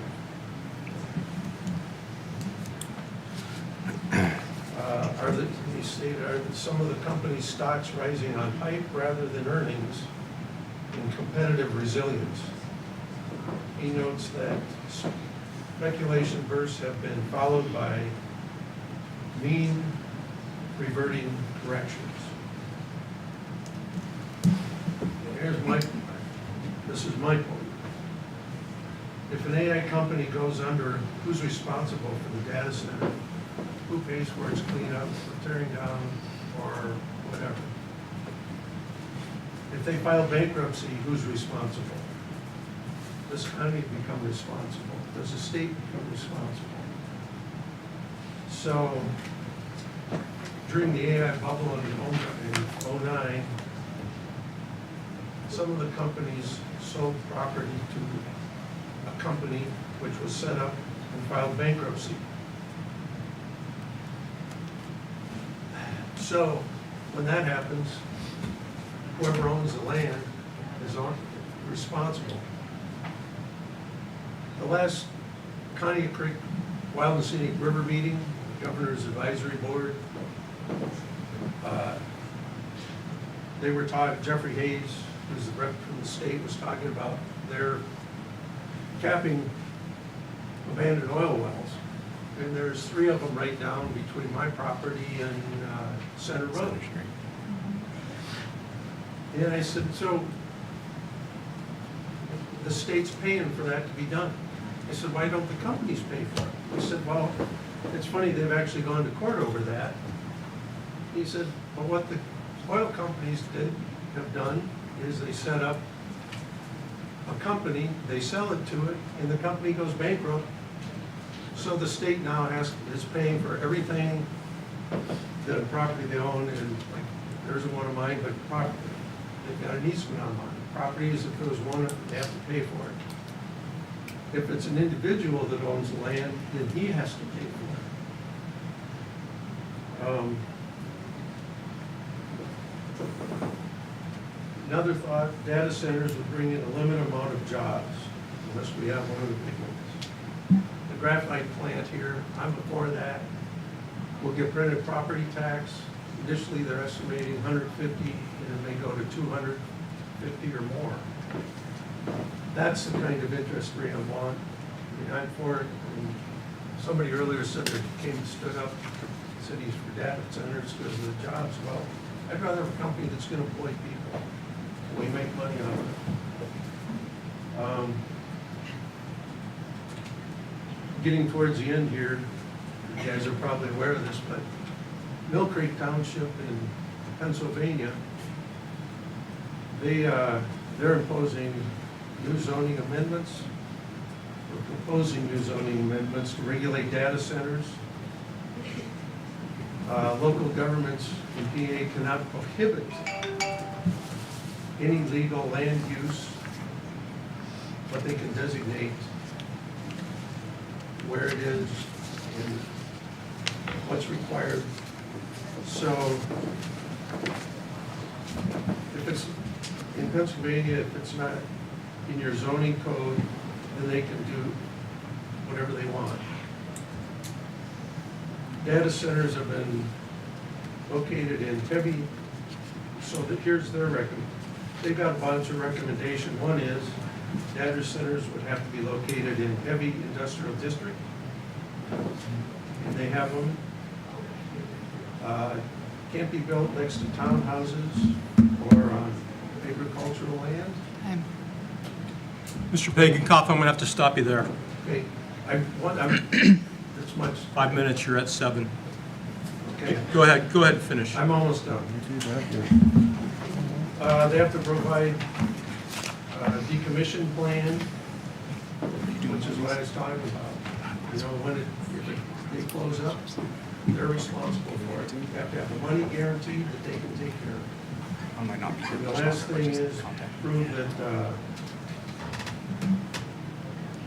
power and water needs can be met by Penlick and Erie Water Works. In other words, they can't build big generators that are going to be running.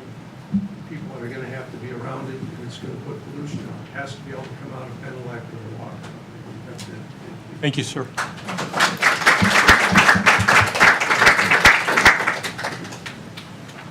Tatiana? Well, that was fast. How do you pronounce your last name? I'm sorry. Kuvshinikov, Kushinikov? Okay. 814 Kivas Road. I just wanted to say thank you to Nicholas because I am the recipient of the husband who is always threatening to leave Conneaut because of the dirt roads. I had a great conversation And with you've him, had yeah. many conversations with him, so I really wholeheartedly say thank you for listening. So we've only been in Conneaut for 8 years, and out of those 8 years, we were promised when we bought the property that any year now, they're going to pave the road.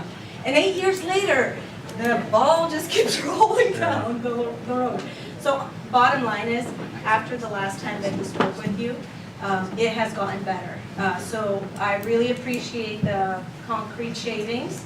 I appreciate them changing how they grade it. So instead of digging up the dirt and putting it into the ditches, they're actually putting it into the center. So I really appreciate you doing all that work. Now, that doesn't mean that we stop right there. No. That also means that we keep putting the concrete shavings, and hopefully that will keep compacting it down and preventing more of that dust to lessen on the properties around there. I will tell you, I don't know if this person got in trouble around our neighborhood, but I really applaud the ingenuity of whoever it was who put down oil. Soybean oil. That was genius. Yeah. So I want to make everybody aware that I am a physician assistant and I have worked for over 12 years in every specialty and most recently in urgent care here in Ashtabula. And so what I want to say is the dust is a huge pollutant, just as bad as the diesel exhaust, just as bad as the pipes that are bursting with all that black smoke out of the factories. Dust is bad. Why? Because it traps pollutants, so it doubles the effect. So if you have asthma, if you have medical conditions, no amount of air filtration can keep up with that. So I really appreciate what you're doing because in the end, it is going to get the job done, hopefully sooner than later. Thank you for that very much. There's a backstory to this I want to share with everybody. I got a phone call that somebody had dumped oil on South Ridge Road, and we sent somebody out, and it was road-grade soybean oil. And I was more curious, not so much, obviously, nobody can just willy-nilly apply something onto the roads. It is in essence criminal. However, I want to overlook that, and I want to dig down into what is the material, what's the safety data sheet, get all that information, which we were graciously given, so that we can take that back, research that more, and see how we can implement that, because it's something that, if it makes sense, then we should be doing. Can we spray the whole Southbridge Road? Yeah, Because I think everybody on that road will say thank you. while we continue to work toward We're gonna get improving. there, okay. Yes, of course. All right, and my second comment is about the data center. So I came here with a little bit of facts. So from the urgent care perspective, I saw a lot of our community people with ear infections, eye infections, pneumonias, broken legs, you name it, I saw all of that in our community. Now, if a data center was to come in, some people already mentioned this, but air pollution. You guys don't understand the burden our physicians have in our community. We are seeing PCP visits because there is no more visits for the PCP to see. So they're like, oh, go to the urgent care and they'll take care of your problem. Well, then we get overloaded and now you're sitting in the waiting room for 2 hours or 4 hours waiting for your turn. And that goes for the emergency room as well. So if you were to put a data center in here, air pollution is going to happen from fossil fuels. I looked into, Virginia has been the oldest with record keeping in regards to data centers, and they all go on fossil fuel combustion. The grid always goes out on the hot days or whatever days, and they use that fossil fuel, and it does increase that risk for everybody around there, increasing asthma symptoms, premature death from respiratory cardiovascular disease within 1 year of the data center. And then various cancers, neurological disorders, strokes, dementia, diabetes, childhood asthma, even decreases your fertility and increases miscarriages. Now the second thing is noise pollution. That is harmful to children. So whenever somebody goes on vacation, they don't go to sit next to a data center and hear the hum 24/7, never ending. They go to the Caribbean to hear what? The ocean, the breeze, the silence, the peace. So in regards to noise pollution, I read that it travels the first 2 miles, no matter how small or big that a data center is, you are going to have health effects the first 2 miles. But that can translate up to 10 miles. Tatiana, you're at 6 minutes. Okay, all right. And then, I did take 2. okay, and then with regards to the other thing is water pollution. When it does suck up the water, promotes growth of pathogens, especially during the drought conditions, E. coli from ear infections, eye infections, diarrhea. And regarding the ecosystem, one of the biggest reasons we moved to Conneaut from Pennsylvania is because of the lake. My husband loves to fish, and over the years, it definitely is increasing where the medical professionals are saying, you're only allowed to eat fish once a month. Why? Because it's high in mercury. Well, when these people start dumping these things into our water system, whether you believe it or not, you still have to release that. It goes into our creeks, it goes into our lakes, and now everything you think you're eating healthy, it's actually not as healthy as you think it is. So bottom line, from all of that with regarding to data centers, I am against it for the sole reason of health of our community. I want our community to thrive. I don't want increased rates of asthma or depression or whatever other risks are associated with it. You could take your time to consider, it is very reasonable from what I heard. 7 years, I don't know if that's going to happen, but they do have alternative ways to make them less loud and stuff, but I really don't know if that's possible. So Thank you very much. I appreciate it.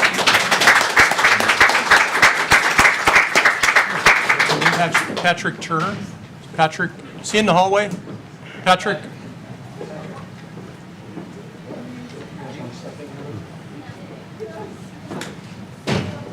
Thank you. Good evening. My name is Patrick Turner, 63112 Hatches Corner Road. I'm resident and business owner in this community. My wife and I own Northbridge Blueberries and Octagon Acres. I'm very concerned about the possibility of a hyperscale data center for reasons already mentioned. We have spoken previously on this issue and communicated to council and the city manager's office. We feel there are a number of negative impacts from this type of development in our community. We are also concerned with 2 ordinances that were filed with the county, 1625 and 10825, between 2 companies that would allow purchase of land for a project such as the hyperscale data centers, possibly a behind-the-meter electric generation plant or 2, and the fact that these ordinances were declared an emergency and were not allowed the standard 3 readings in order to be considered by council in the community. To us, this feels like an emergency. The fact that we were told there's no formal proposal for this type of development. Yet, M2 Development, according to their website, the primary work they do is the development of hyperscale data centers for multinational companies. We would like to see or hear your support for a pause vote on this issue tonight, and that you stand with your constituents in our opposition to the selling off of our assets and control of our resources. You have the power to do what's right for our future. I believe that in order to make good decisions, you need to have full information. And from what I have seen, this is not the case for this issue. We were told this type of project would need to go through a planning process and would be open to public comment, but we also know that a zoning district overlay may have been proposed and would bypass that process. We especially appreciate the leadership of Ms. Branch and the support of Mr. Emery, and we hope that we have an opportunity to have your support tonight by passing of this moratorium. So I strongly encourage you to put this to a vote and go through, and if at all possible, go through the proper channels for this type of development. I want to point out that, and again, I haven't gone through the paperwork myself, my understanding is that M2 Development has a potential to purchase up to 500 acres in this community along Route 90. That could house several data centers, behind-the-meter electric generation plants, etc. The sky's the limit. I'd like to see some action from the representatives in my community to show all of us that you have our backs and you support us and you take our concerns seriously. Thank you. Thank you.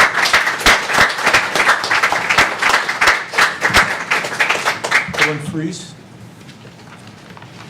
Hi, my name is Ellen Freeze. I'm at 1000 State Road, and I talked to Mr. Mocio about about me being against data centers and a moratorium I'm for, because so many reasons that have already been stated to us. I won't need to go over those again, but there are a few items that kind of bothered me. Was the way these gentlemen spoke. It said that if we did the moratorium, that would stop businesses coming in. And that right there felt like a threat to me. Did not like that at all.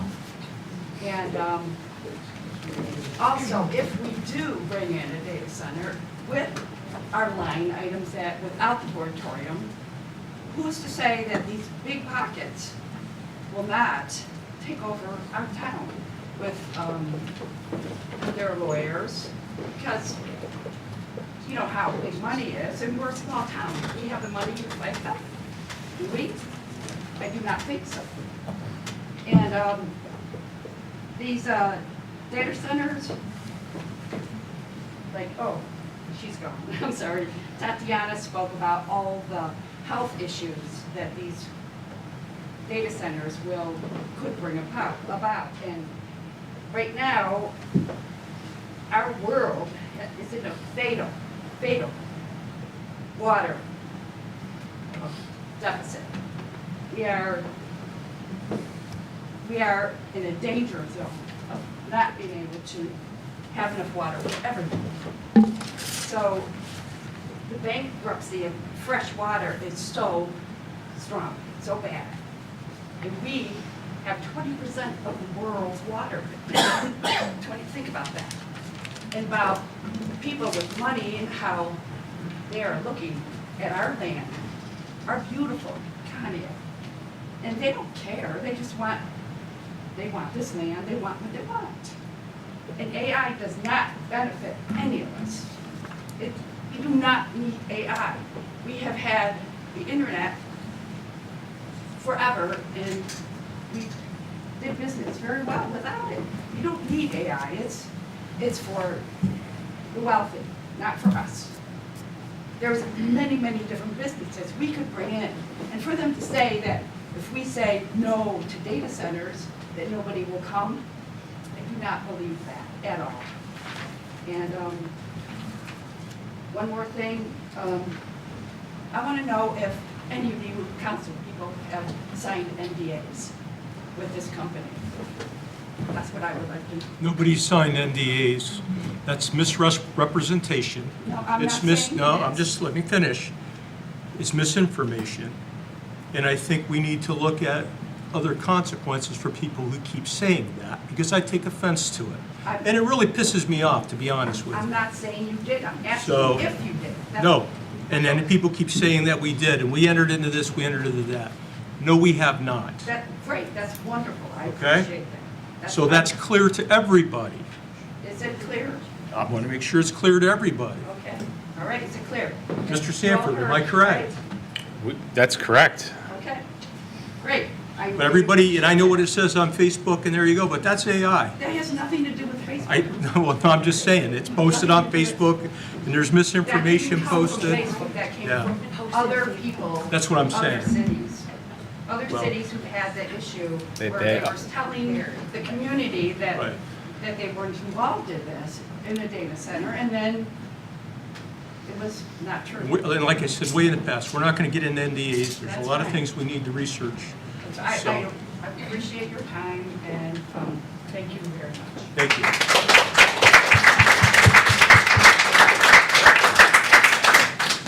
I will say there were other communities that it has gone sideways for where officials have signed NDAs and Williamton, Ohio, down by Cincinnati, has two city officials that got caught signing NDAs.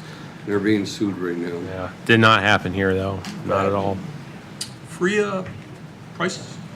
Is she out there? Freya? Freya. Freya? She might be out there. Freya? Freya Price.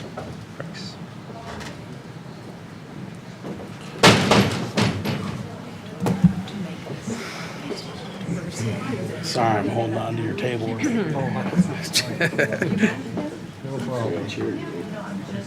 No. Somebody else might need it first. No Freya? Okay. Irene Fiala. I'll ask, hold on. They want to speak, they should stay up. Irene Fiala. Okay, I'm Irene Fiala, 2907 West 13th Street. And I actually just sat here, was writing some notes because I didn't want to be repetitive. I do want to thank you for your time. I will tie myself with the phone. I am a retired university full professor, and I'm good with time, but not always off script. So I'm going to try to keep this on script. I'm actually here as an advocate. I've done advocacy for victims of violent crime. I've done advocacy for people with disabilities. I've done animal advocacy and environment advocacy.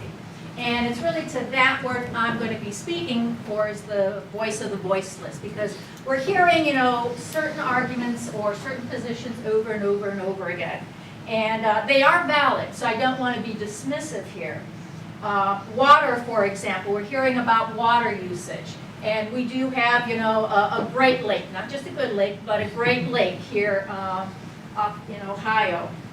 But one thing that forgets to be mentioned is water needs to be replaced at the same rate or a faster rate than it's being taken out, okay? And so you're constantly taking water out and you don't have enough to put it back, you're gonna run at a deficit. So imagine having a $50,000 a year job and you're spending $75,000 a year.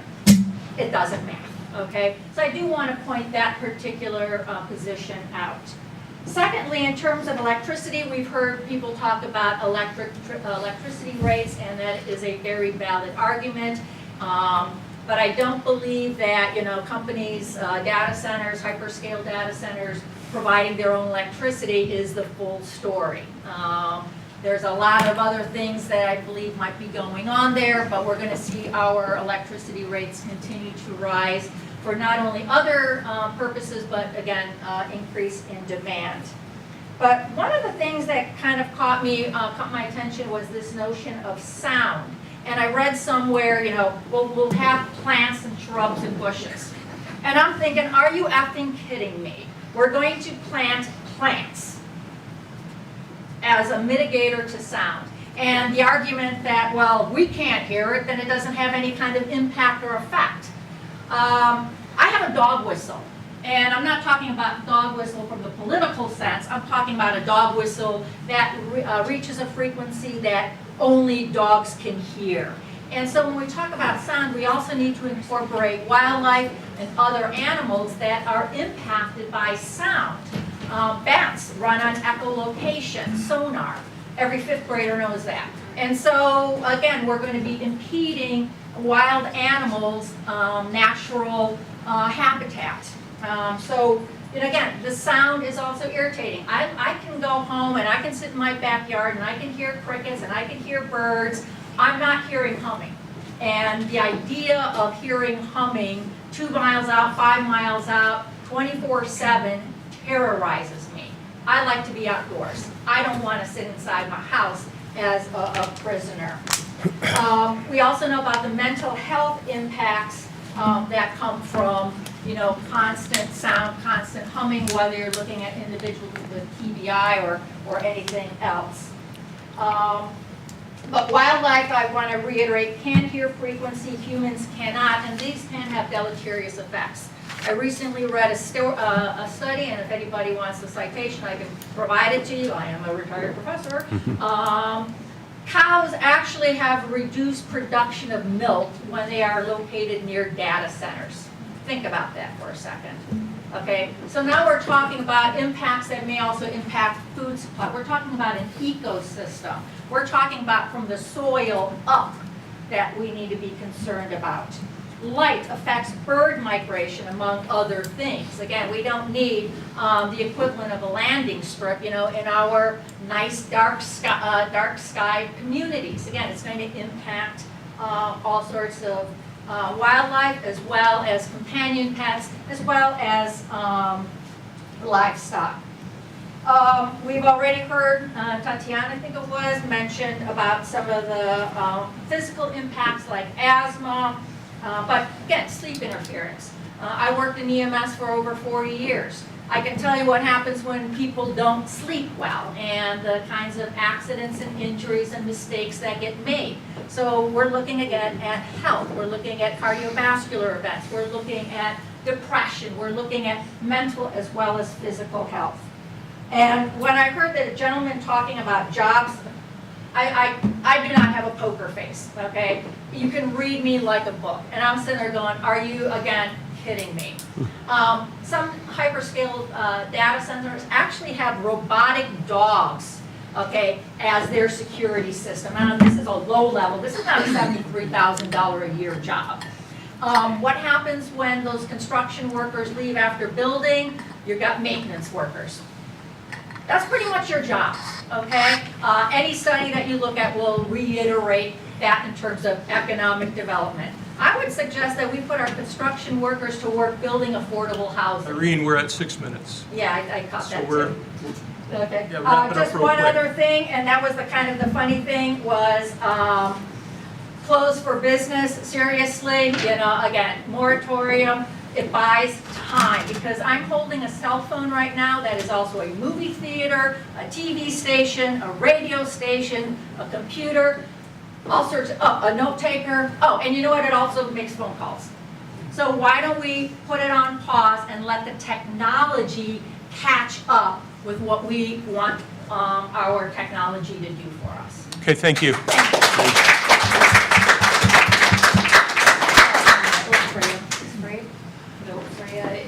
Already left, but they're.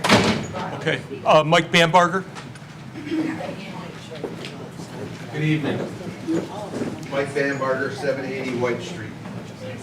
I would like to approach the data center discussion from a bit of a different perspective. I agree, We do not have enough to start building today. I guess I'll go first. No. But I have to ask, is that really the intention of the public discussions?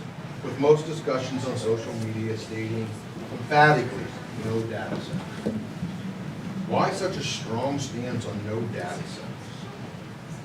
Is it we do not realize the degree of water that many Asheville companies use? Is it that we only want a retirement and lakefront community? Is it that we don't care if our kids, grandchildren, or future generations come home to live in such a great community? Is it we do not trust our city leadership and departments to gain us our future?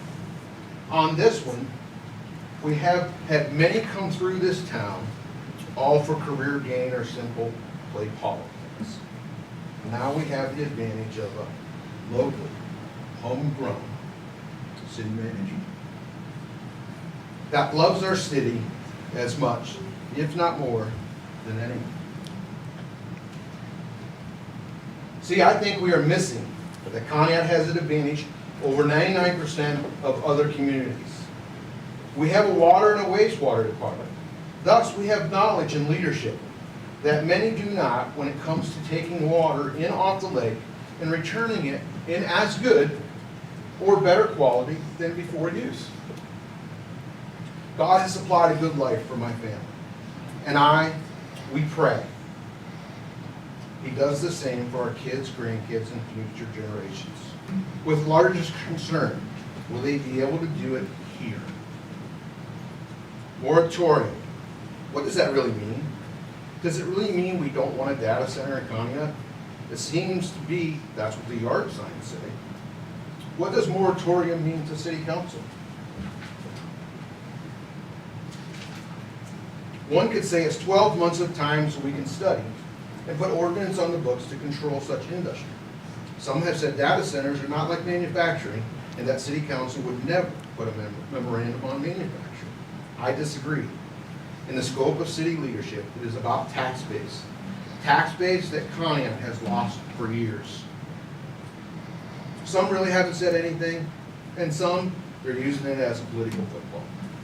I would say that my concern is that memorandum is a way to say, not say, yes, I am for a data center, or no, I am not.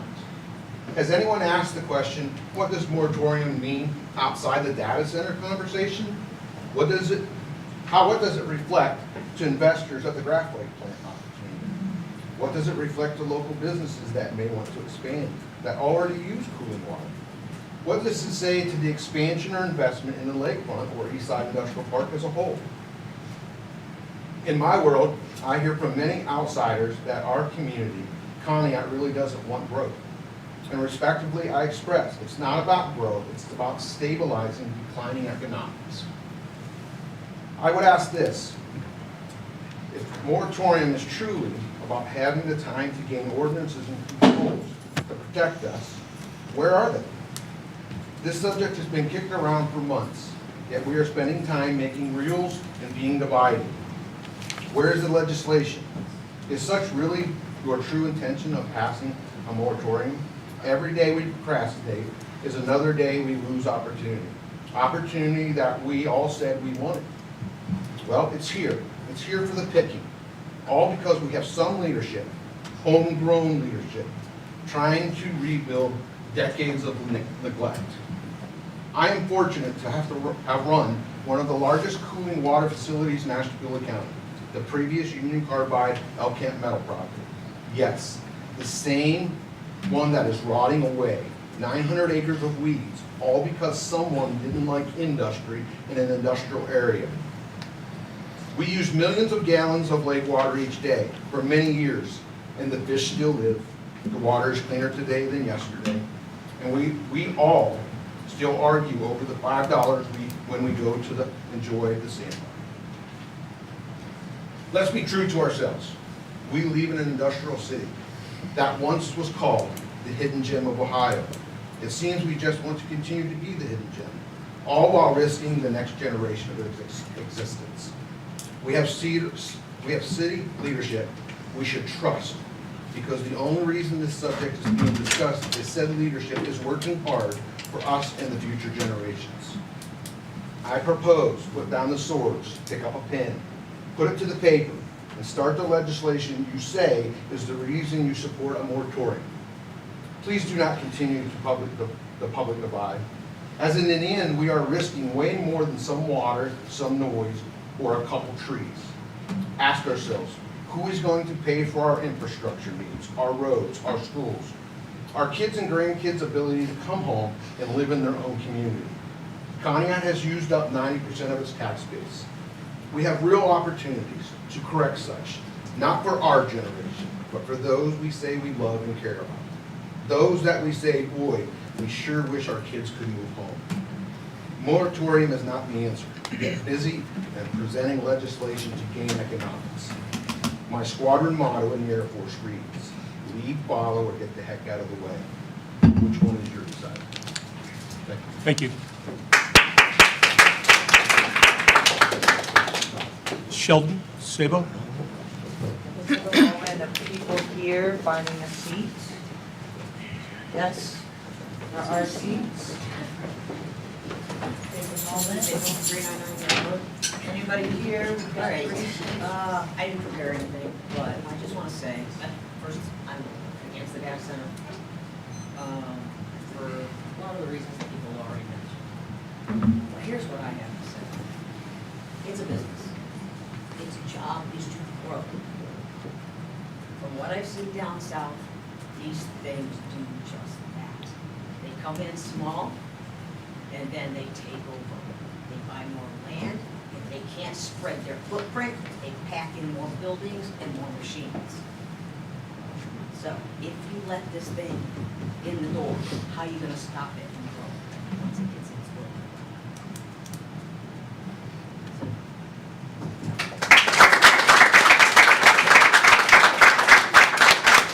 Devin Mackey. Devin Mackey, 1020 Main Street. I am new to this environment, but I'm not new to Conneaut. I grew up here, been here for 30 years. I own a home here and a business. Neither of them are huge, but they're still something. And I, at present, really like it here. The previous gentleman mentioned something about past generation and next generation. I really just came here to represent the next generation. I'm kind of in that middle zone, you know, I'm still entering the business field and I have a long way to go, and I just kind of hope to see what Conneaut is on the other side. And I am against data centers and AI. I am for the moratorium, and I'd just like to see Conneaut continue to be a small piece of it, not grow into something big and industrial. Thank you. Thank you.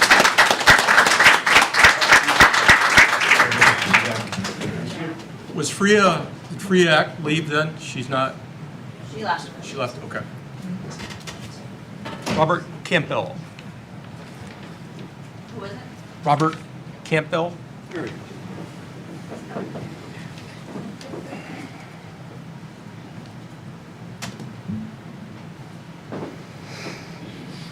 evening. I'm here for selfish reasons.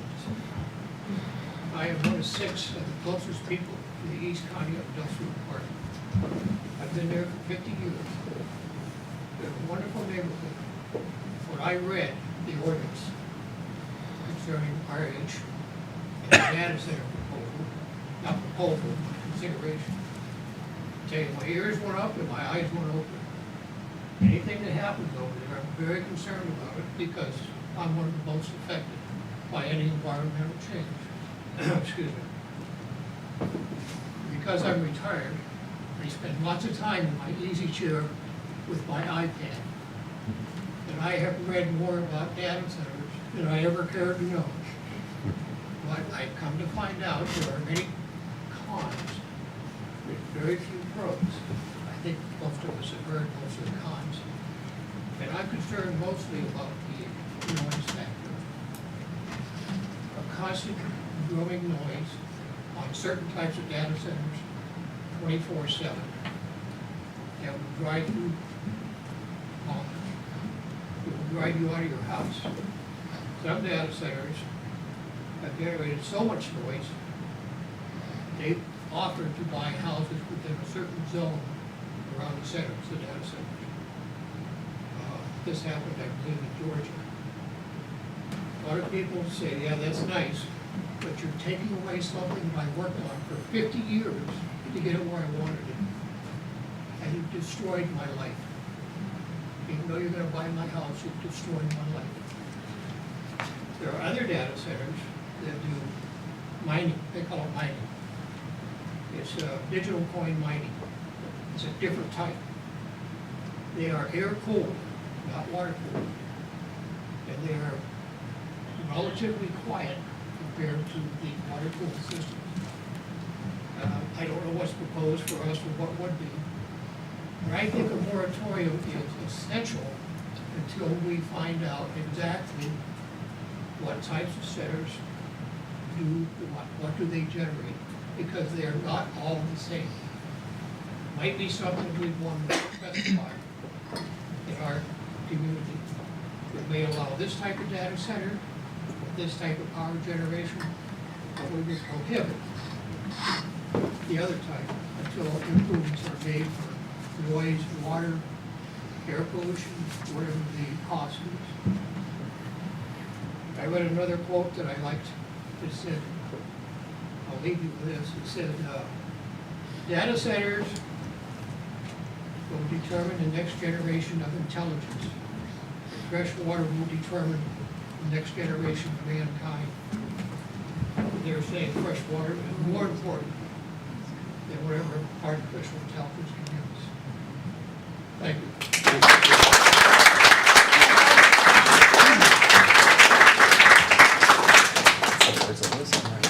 Nicole Edwards. Well, how do you follow up the end of that? Repeat what he said. My name is Nicole Edwards. I live at 652 Lake Erie Street. Thank you all for your time. I know a lot of people have come in here to speak. And I'm not going to go through, I'll leave you my pretty sign about my concerns. The only reason why I decided that I was going to come in here to speak was because there were a lot of people in town who I feel who knew they wanted to come here, and I'm hoping you guys knew that there was going to be a turnout.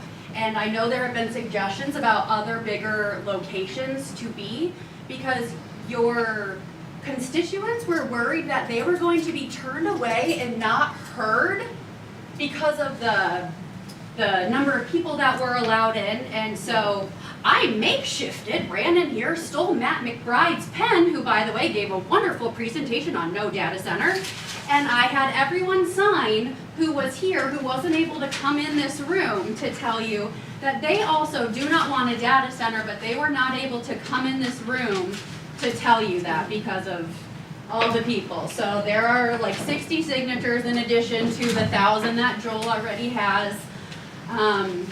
So I'm not going to talk about data center, I'm just going to talk about serving the people. Maybe next time we meet, having a timer might be nice so that people are mindful, because it does seem rude when some people are constantly checking their phone or not looking up when someone is speaking. And so, yeah, human respect goes a big way. So just little things like that. The people just want to be heard, so we're ready for the next one at Human Resource Center, the library, Township Park outside. Enjoy the lake. But please vote no data center. Would you like to leave that with us? Yeah, can you That? leave that? Yeah. Please pass it on to the clerk. There are my concerns, and there are some signatures. There you go. Thank you.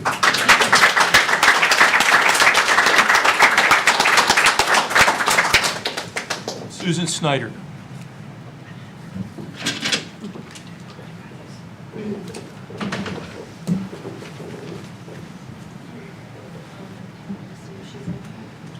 Susan Snyder. We have a Susan Snyder.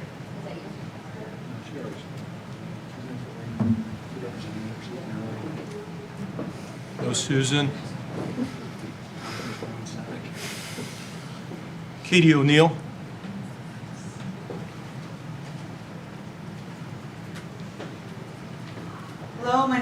Katie O'Neill. I'm a environmental lawyer, and I'm speaking today because I gathered the signatures of the 60 people that were outside.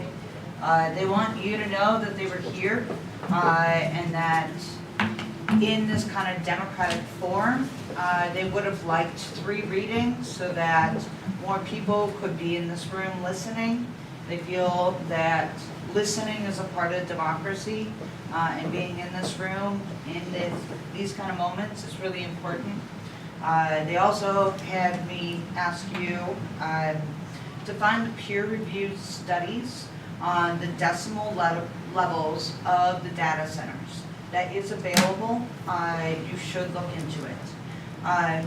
Personally, I'm here because data centers are endangering our environment, and they take our jobs, they take our creative content, they take our water, they take our energy, they take our privacy, our health, our safety, and they've asked the EPA to allow their water waste to go straight into our rivers and our streams, and the EPA gave them permission.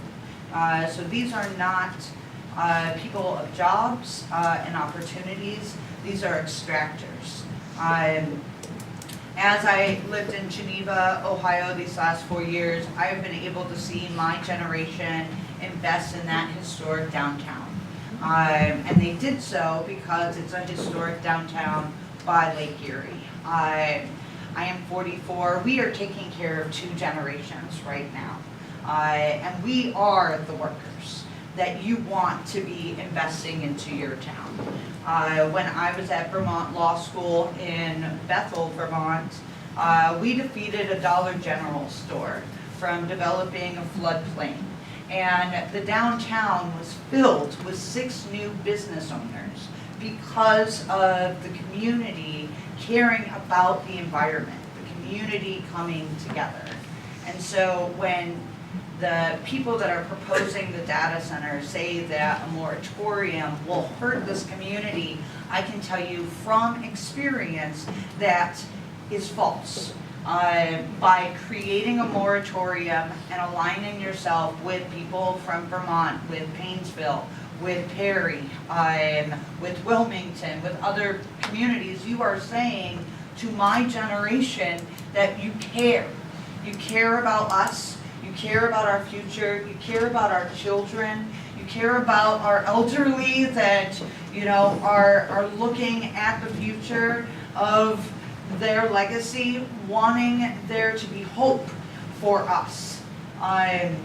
So what you're doing today with this moratorium is helping this community. Have you ever seen a city council fill up like this? Yeah. This is good. This is news.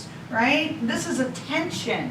This is, you will get praise. You will get people of my generation saying, Conneaut, oh, small cottages, Carnegie, theater, a library, a lake, a city council that listens. I want to go there. I want to be there. So thank you. I hope that in the future you have 3 readings of your ordinances, because what I heard from your constituents is that is what they want.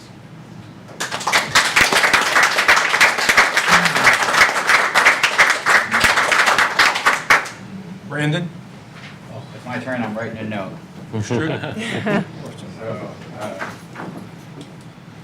First of all, I want to thank you guys for taking the time to hear all of this, I know. What's your address? Oh, I'm sorry, 1188 Foreman Road. In where? In Austinburg. Austinburg, okay. Yeah. I wanted to thank you guys for taking time to hear us. I know there's a lot of people out there, and there's a long list of people to talk. I just wanted to come to speak against data centers and for the moratorium. I have a little bit different interests because I'm not directly located in Conneaut, but I wanted to come and support this community just because I feel my community is very similar. I have a very small, we consider a farm, it's really a homestead. I have 2 small boys, 11 and 6, and they want to grow up and they want to work that land just like me. We recently, within the last 2 weeks, paid our house off, and one day we're hoping to buy a piece of property across the road and build homes for my kids to live right across from us. We have 1,250 feet of river that runs through our property and a well that percolates very slow. The first year we moved in, we've been there for 8 years. I tried to grow a big garden, and I tried to water it from the well. And within the first evening, I found out that wells run dry very fast. And it took 3 days for my water to come back enough for us to prime our well again. And it involved me replumbing part of that because I clogged the foot valve of clay. We pump from the river to a small stock tank that goes through filtration. We irrigate our gardens with that, and we water our animals and our livestock with that.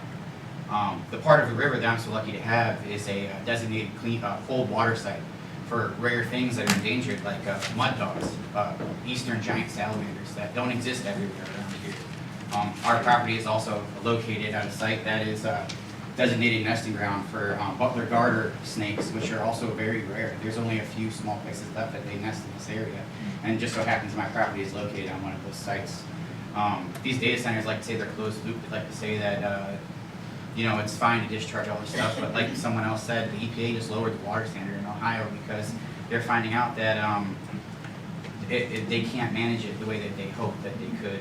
A lot of these claimed closed systems, some of them anyways, have been known to be what they call blowback systems. They push that dirty water back onto the water table, and people all around them have been finding that their water turns either yellow or brown or green, and it is suddenly and inexplicably and irreversibly unusable. And that would be devastating to myself, my family, and my community. Some of the things I've written down here, and I know I'm running probably short on time already, is that if we were going to have a data center, I know you guys are against the moratorium, but let's say you don't have a moratorium and you just set some ground rules for this, guys. I would say that you should say that they shouldn't be allowed to have a blowback system. They should not be allowed to push dirty water, untested water, back into the drinking water of your community. I think they should have to contain their own water and treat it on site. If they're going to invest billions of dollars in a data center, they should be able to invest a couple $100,000 in a water treatment site on their own land, for their own plant. And I think they should have to do some testing to find out whether, if they're going to submit it to your guys' treatment plant, if it's going to be containing PFAS or any other kind of additives and chemicals that your water treatment plant is not treating for. Currently, people who are taking birth control, using public treatment, water treatment, those hormones are not treated for. Your kids are drinking all of those hormones. And that's one of the problems. These things, they push PFAS, when we spray brine on these roads, we know that there have been tests that show that brine has radioactive isotopes, and our kids are eating from our property. You might be growing a garden that has radioactive stuff that's being sprayed on the roads. It's now in your house, in your yard. We're going through a test right now. My kid's having his first baby tooth shipped to OSU to be part of testing, so they can see the difference between people who are living in homes where they're spraying that brine and where they're not.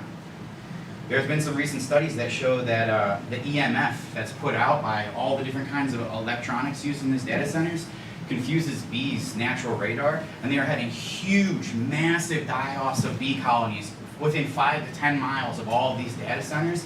We had a 60% die-off in our country last year. Ask a beekeeper around here how their hives did. What dollar amount can you put on your child and your grandchild's future? I know you guys are trying to get tax dollars. I have a budding little tiny business baking pastries and making jellies.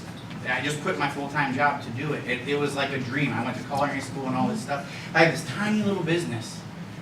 There's a lot of people who want to be invested in these small communities. We have a whole generation, my generation, who has had a lifetime of amenity and convenience. And I know that seems very appealing to bring all these data centers in and have all these things.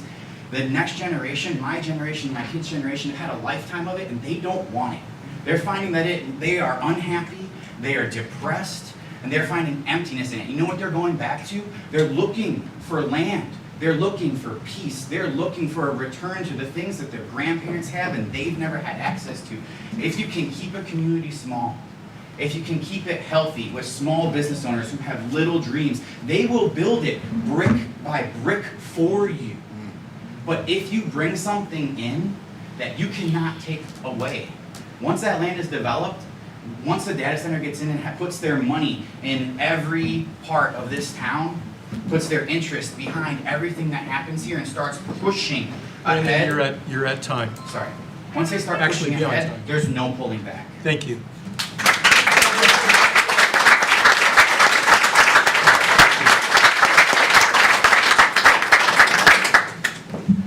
Melanie Martinson? Is Melanie in the hallway?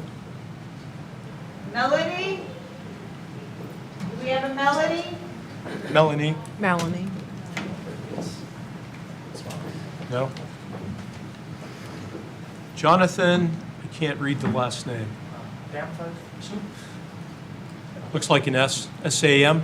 It's D-A-M, yeah. What's your address? 537 East Under Ridge Road. What's you? So, hello, I am Jonathan Knapp. Like I said, I live at 537 East Under Ridge Road. I am against data centers.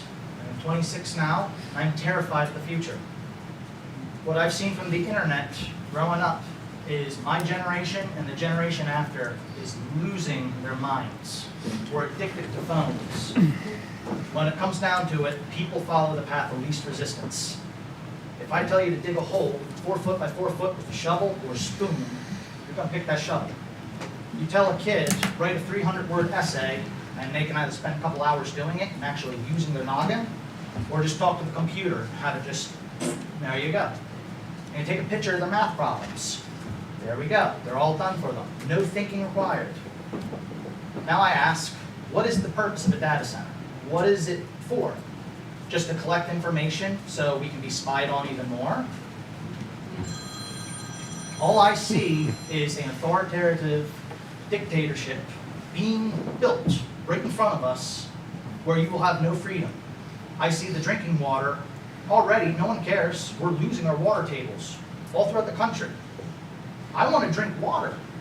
I don't care about a stupid machine that can make Donald Trump fly an airplane and drop poo on someone. That's worthless to me. I'm an artist. I love art. It's infuriating to me to watch artists that I've loved have their own style stolen and then repeat it. It's not creating anything new. It's just taking, and it's copyright infringement with no person to hold accountable. I don't see data centers as any sort of benefit in any sort of way, and I see tons of cons. All I see is a dystopian future, and I am terrified of it. I want to be a farmer and just live my life simply. If I want to work, I want to work for the joy of it.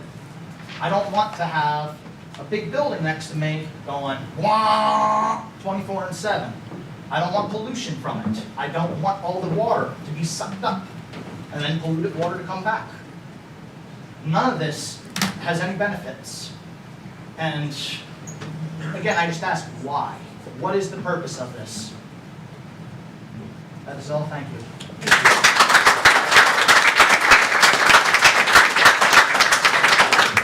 Veronica? His mom. I also live at 537 East Under Ridge Road. Just wanted to. We moved here from Philadelphia, 2018. It was our dream to have a farm. Got a call from a guy named Dimitri, offered us $2 million for our property. Turned it down.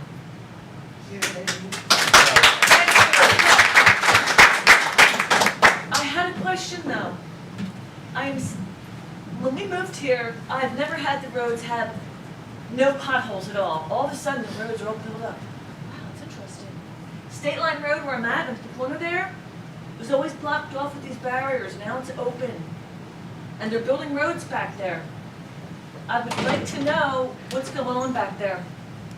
It looks like that you already decided to build this data center. What is building back there? I see many people working back there. Building State Line Road, going back there, working on power lines, is what the guy told me. So is this already decided? Is it, okay. Panelec is refreshing their power lines. I saw on my phone. Okay, so what, like, why, for the data center? Because the guy told me that he already has 300 acres under contract. Well, that's all I know. Okay, so this is really scary because we spent all of our 401k, all of our money. We drove out here from the East Coast for a dream to have a farm. We wanted a farm store, we wanted to do things. We spent hundreds of thousands of dollars to fix up this farm, and I don't want to put any more money or time or effort in this farm for a data center to be across the street. So I'm very much against this. And please, consider the future of our children. What are you gonna live off if we have no water or food?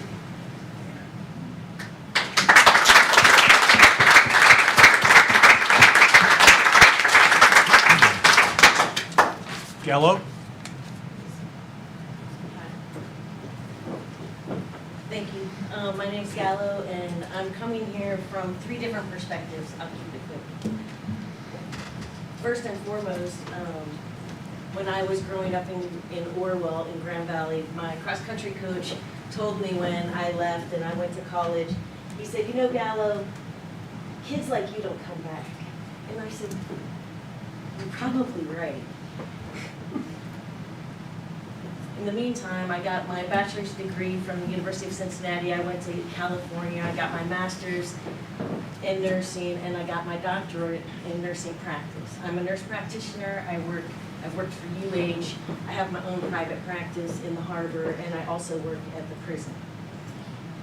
So I come to you from a healthcare perspective, and we've heard and we know the issues with health, the air, the water, the noise. And I will tell you that I will fight tooth and nail for the health of our community. And I'm talking about all of Ashtabula County. And I think that that's what we're talking about here. My second perspective is as a community member. When I decided to move back here, my mom got sick. I came back to take care of her. And I thought, wow, this is amazing. I didn't recognize when I was in high school the land, the resources. Coming from California after plenty of time, realizing water as being our biggest asset. Worldwide, we are privy to more natural resource than anyone in the world. With our fertile land, our clean air, and our clean water. We are resource rich. We hold the deck of cards. So I bought a business, so I'm a nurse practitioner, and then on the side, I have a little shop on Bridge Street called Harbor Gardens, and we focus on local food. We have over 50 local vendors. I work in commune with many farmers and growers. We have 1,200 farms in Ashtabula County. We can make our own economic plethora of jobs and industries, given what we already have here. What I would like to say, though, a little story. So I bought my house right there in Ashtabula Harbor. Within 3 months of purchase and moving into the property, there was going to be a town hall at Kent State University. They were letting us know about Petman Pig Iron Plant. When we went into the meeting with Greg Myers of Growth Partnership, Growth Partnership was very excited to bring Petman to the community. They boasted 8 or 9 years of conversation, and yet none of my neighbors knew about Petman, nor did anybody on Bridge Street. So to the community, this was 8 years in the making, and nobody had been consulted. And it was going to be right across the river from where the hotel now stands. Right across the Bridge Street and all of the tourism. I bring this up because the city spent $1 million paving the road for Petman. They put in tons of electrical outlets that are still sitting. That's my backyard, by the way. So I watch the 6 cars that go up and down the road a day.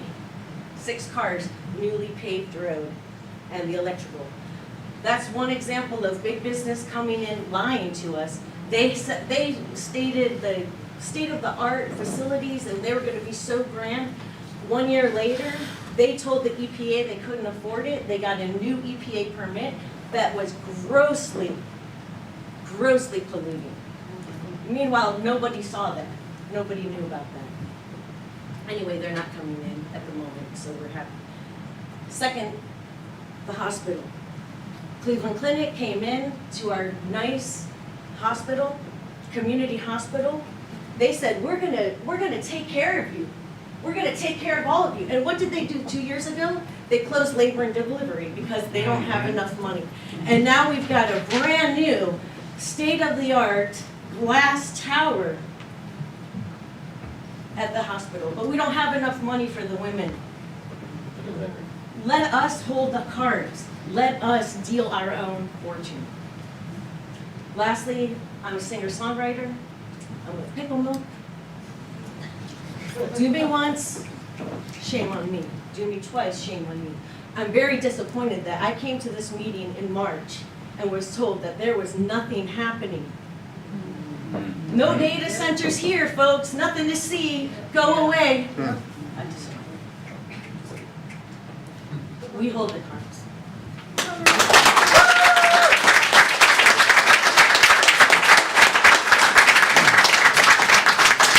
Okay, thank you all very much who spoke this evening. Let's move on to communications. Anybody have any communications like read into the record? Hearing none, we'll move on to our reports, beginning with our city manager. Do we want to, there were people who. Oh, I signed Sorry, up what? to speak. I'm sorry? I signed up to speak as well. Did you? I did. Michael Hodges, I don't nickname have Miko. you on here. But guess what? Come and speak. I appreciate that. Thank you so much. Thank you. I got to speak because I'm doing this for my children too. Sign this So I paper. feel like I'm obligated to do so. Aloha, my name is Michael Hodges. I live at 6536 Amelia Avenue in Ashtabula. I'm sorry, real quick, what was it again? I'll put it down. 6536 Amelia Avenue in Ashtabula. Okay. I'm here because I absolutely adore Conneaut the same way I love Ashtabula. I love Northeast Ohio. Prior to this, 2022, we moved here from Los Angeles, Palmdale, California. Before that, we were living in Honolulu, where my wife and kids are born.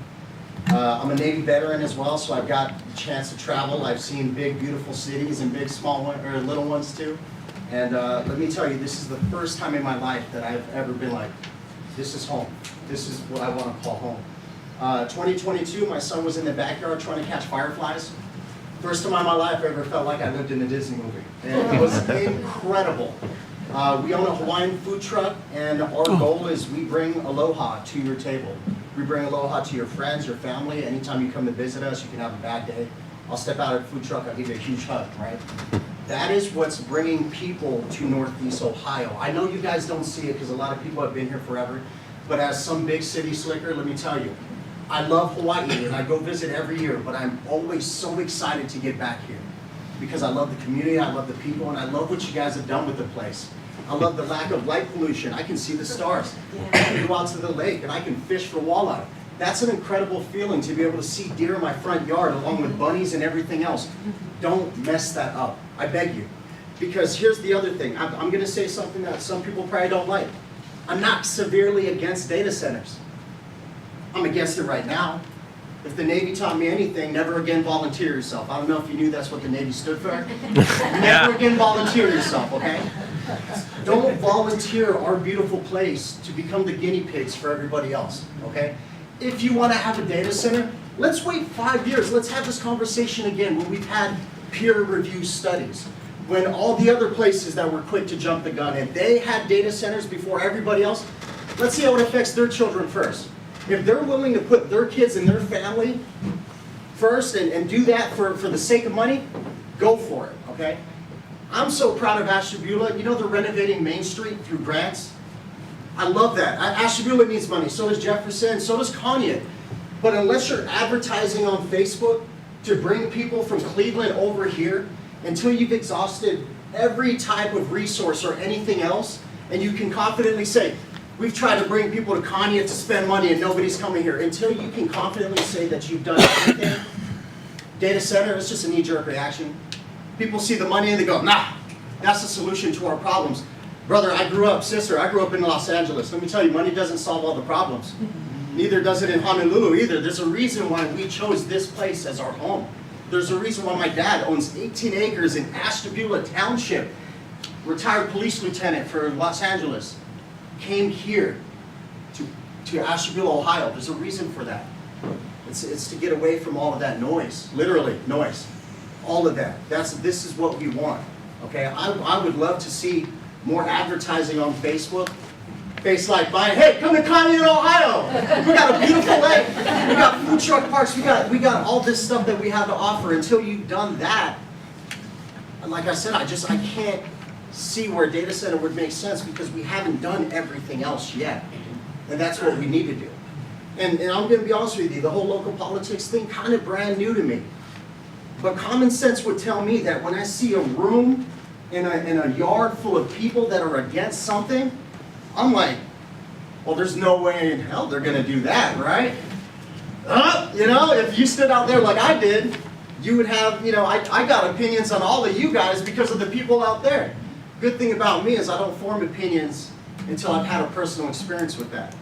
This is gonna be your personal experience with me. Is how you decide these data centers. It's either gonna leave a wonderful taste of aloha in my mouth, make me wanna bring the food truck out here. You know, I never bring my food truck to Cleveland, you know why? Why would I go to Cleveland? Come to Ashtabula. Come over here and spend money. And I do. I had somebody today. Hey, I saw your TikTok, man. I drove from Cleveland. I had a day off. I came here to see what's going on. Dude, while you're here, go down Bridge Street. Oh, wait, it's Monday. They're all closed. Come back on Friday. You see what I mean? But that's what we do. That is how my family, my wife and kid, that's how our food truck, we bring people. We bring them from Erie. We bring them from Columbus. We bring people here because we advertise. We let people know we have something beautiful here. Advertise Conneaut. That's all I'm saying. There's other ways for you guys to get people to get money over here. Maybe a food truck park. I don't know. That's a different conversation. But I look forward to this again. Because there's no way that we're just going to have this conversation and be done. So I look forward to having it at a bigger forum, more people and stuff. And I'm going to trust you guys. Look, I don't have any opinions about you except for this experience right now. I'm going to really, really trust you guys to do the right thing. I believe in you guys. Okay? Thank you. Thank you.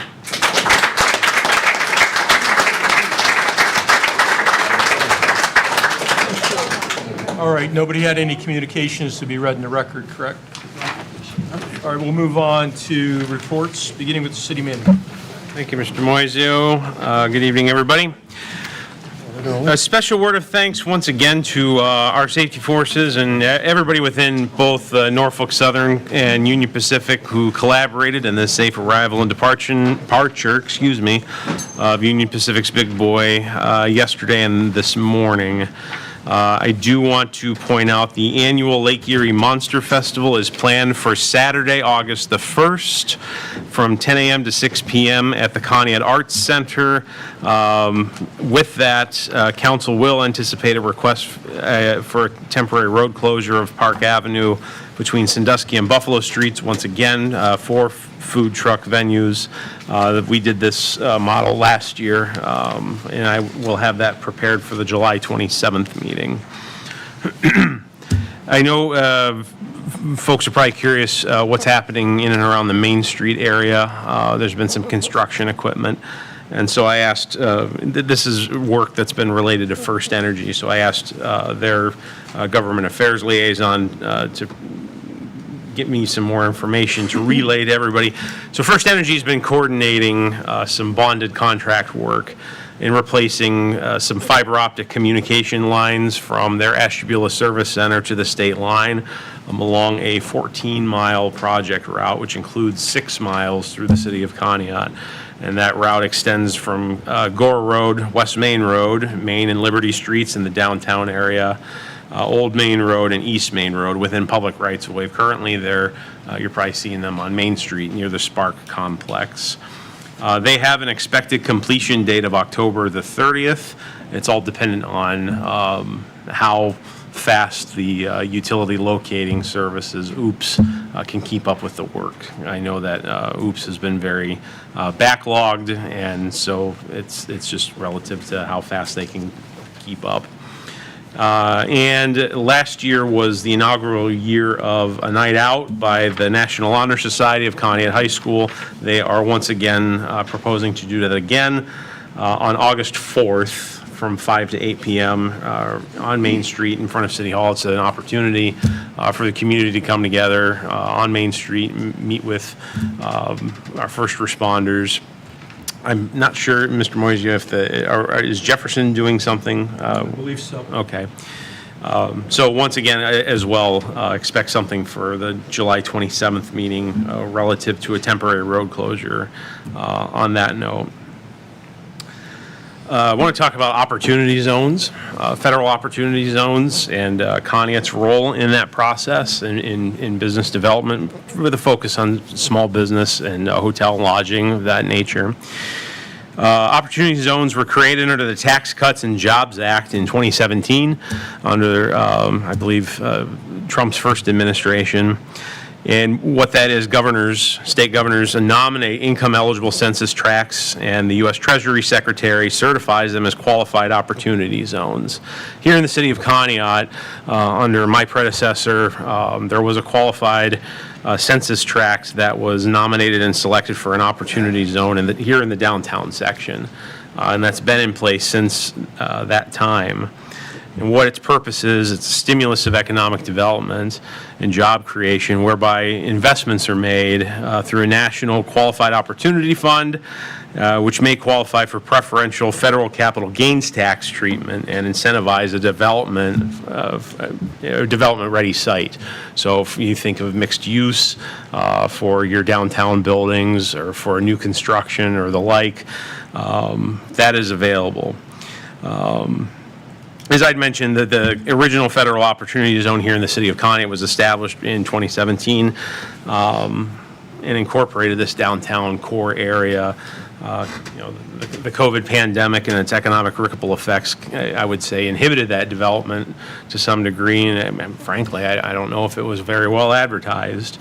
But it will still remain an opportunity zone under a new proposal for what they're calling Opportunity Zone 2.0.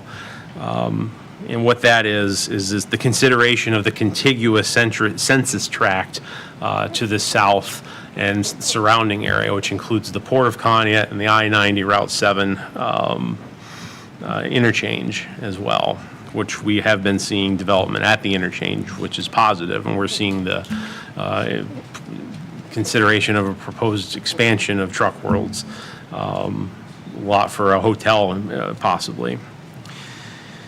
It also considers the Estatic property, which has benefited from brownfields redevelopment dollars, and we submitted that application for consideration on the 26th in advance of its July 10th deadline. And again, that just submits it for nomination, and if it's elected, that geographic census tract area is available for future development. Some ordinances and resolutions on the agenda for this evening that I'll talk about. 75-26 concerns ODOT legislation relative to the Old Main Road Bridge Replacement Project, which has been an ongoing project for roughly 3 or 4 years now. So the total project cost for the replacement of the Old Main Road Bridge is estimated at $3.63 million. It is currently out to bid by ODOT. There's some ancillary work that is contemplated by the city in order to get that completed, with the water line and the booster station that also will be completed. But from that, using small cities funding and the federal LPA program, the city's total anticipated share under this resolution, that's a resolution 75-26. Cities in total anticipated share will be a minimum of $434,300, which is stipulated to the resolution and agreement. The previous iterations of this estimate were anywhere from, on the high side, 1.1 million, and I think at the stage 2 design phase in November of last year, 854,000.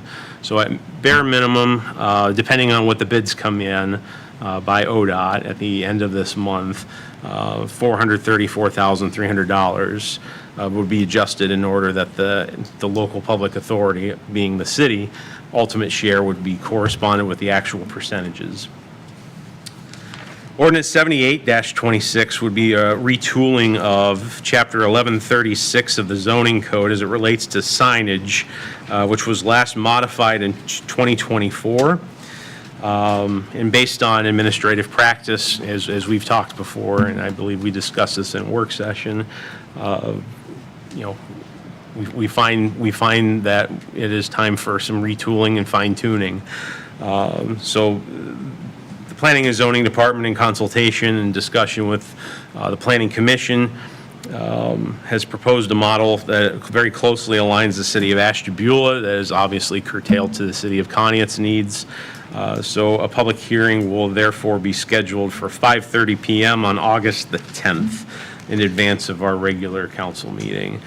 So you have the ordinance on the agenda for this evening that would, at council's discretion, either go to a subsequent reading or to the table. Certainly, again, at council's discretion. Ordinance 79-26 is an amendment to Chapter 43 governing golf carts and low-speed vehicle operation on city streets. Really, again, this dates back to 2020 when this was created, and it adds a regulation layer governing conduct and responsibility of operators and passengers, as well as occupancy limits within vehicles purely from a safety perspective. We would reiterate that only vehicles that have passed inspection by city police shall be deemed eligible to operate on streets regulated to not more than 25 miles per hour and by licensed drivers with registration and proof of insurance. That component has not changed. Some department highlights. I want to give credit where credit is due with our water distribution department. They have been very busy in the past week and a half with main breaks and some unfortunate mainline valve replacements. I know Broad Street has been the unfortunate victim of some disruptions. I saw Mr. Devin Mackey here earlier. I know he has a business on Park Avenue, and they had some disruptions as well. There was a pretty massive main break at Broad Street near Pearl. There was a 20-foot section of cast iron pipe that dates back to roughly 1900. There was a longitudinal split break and 2 valves that had failed at Broad and Park subsequent to that. And also there was a sizable main break along Center Road near South Ridge Road. It was a 40-foot section of Schedule 40 PVC pipe that was installed sometime prior to 1980. From an engineering perspective, Schedule 40 PVC was a common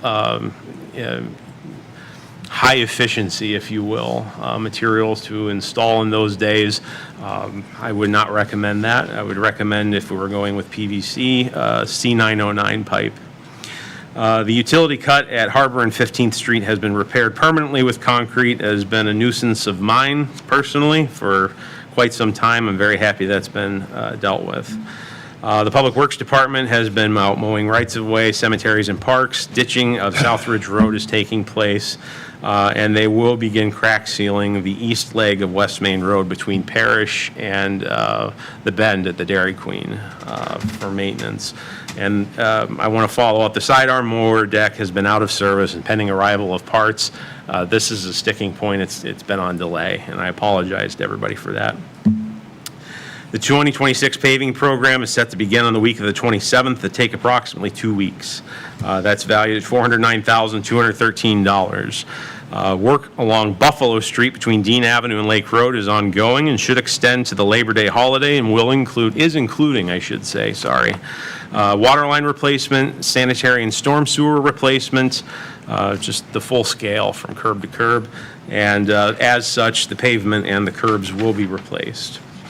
And again, this is between Dean Avenue and Lake Road. The same contractor, because this was bid out as a bulk contract, will be performing the work along Park Avenue and Day Street.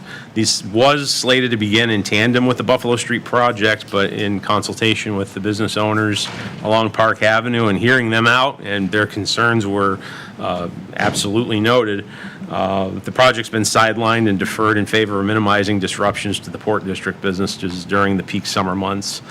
So the same scope of work, new water line, new sanitary in sections, new storm sewers from the curb to the curb, with some overlapping work on Day Street. The total contract for both areas is $2.45 million. Wastewater NFA project, that's no feasible alternatives based on engineering study that took place in 2019. It's a $7.45 million construction project currently underway, is on track and on budget for a November completion. Broad Street, which was planned to design throughout the years 2020 through 2023, is nearing completion at $2.2 million. And I say that because it's been a point of contention for me as well, with a city share of, I believe, $750,000 financed through the State Infrastructure Bank and traditional financing. The contractor, this is managed and coordinated through ODOT. The contractors, or the state's contract with Katz Construction is through August 20th. And that's been in place since the project began, and there have been, there have been no disruptions to the flow of traffic other than, the lanes get jockeyed every once in a while. I'm very happy that traffic is open. The Clark Street Water Tower Replacement Project is a $5.16 million project to replace the 1933 tank on Clark Street. We'll kick off with a pre-construction meeting tomorrow morning. And lastly, I had spoken to the Old Main Road bridge replacement, the water line replacement, which unfortunately has to deal with boring a new water line under Conneaut Creek and under the Canadian National Railway. It's a $972,341 project that corresponds with component replacements at the adjoining booster station at $529,175, is on track for late summer completion. With that, council, I conclude my report. Any questions for the city manager? Mr. Sanford, can I ask you, just for public knowledge, maybe to explain the Buffalo Street and Dean Avenue, and people aren't understanding why it was paved with a little bit of asphalt last fall to make the road drivable over the winter? Actually, thank you, Ms. Branch. I believe this was the fall before, in 2024. Okay. And the council at the time, in determining the streets to be paved, had asked of us at the time to consider that section because of the condition of Buffalo Street being arguably the worst of the sections of Buffalo. And there's no, it's undeniable that Buffalo Street is in poor condition. Absolutely undeniable. So I just want to discuss that. It wasn't poor planning on the part of the city. No. And it was actually planned. And it should be noted that was a skim coat. I think roughly barely an inch of asphalt was placed just to skim it over until this project And I believe it was like a little bit of leftover material that we had. That's correct. Use. That's correct, Ms. Branch. All right. And then I just have one other question about Resolution 75-26. So we have the minimum amount listed in here, but I don't see that the maximum amount is listed, the potential of 1.1 million. So is it possible to add that in here to protect ourselves from it exceeding that? I don't know, Mr. Williams, if you want to add into this from traditional LPA projects. I had a conversation with the district engineer on this because the way the resolution reads, because I asked the very question, but said estimated amount is to be adjusted in order that the LPA's ultimate share of said improvement shall correspond with said percentages of actual costs when said actual costs are determined. So the final agreement will be pending the receipt of construction bids. So really understanding what the estimate range is based on the most current basis of understanding, I think is most critical. So when we get those bids back, then we can make sure that Absolutely. it does not exceed that dollar amount. Absolutely. Thank you. You're welcome. Additional questions for Mr. Sanford?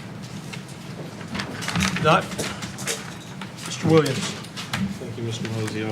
My report is going to be with regard to ordinance 7626, the tax budget. It's 74 pages long. Probably take about an hour to get through it. Kidding. I'm going to summarize this. Hope you're kidding. So we can get through this pretty quickly. Basically, ORC 570528 requires that the city produce a tax budget, an annual tax budget, which is a preliminary estimate of revenues and expenses for the following year, for 2027, and also an estimate of the revenue collected from projected revenue from millages. So on the front page, I put together the summary, which is kind of the meat and potatoes of the tax budget. What it is we're using last year's or the end of 2025's tax valuation to estimate revenue for millage for next year. Most likely that number is going to change.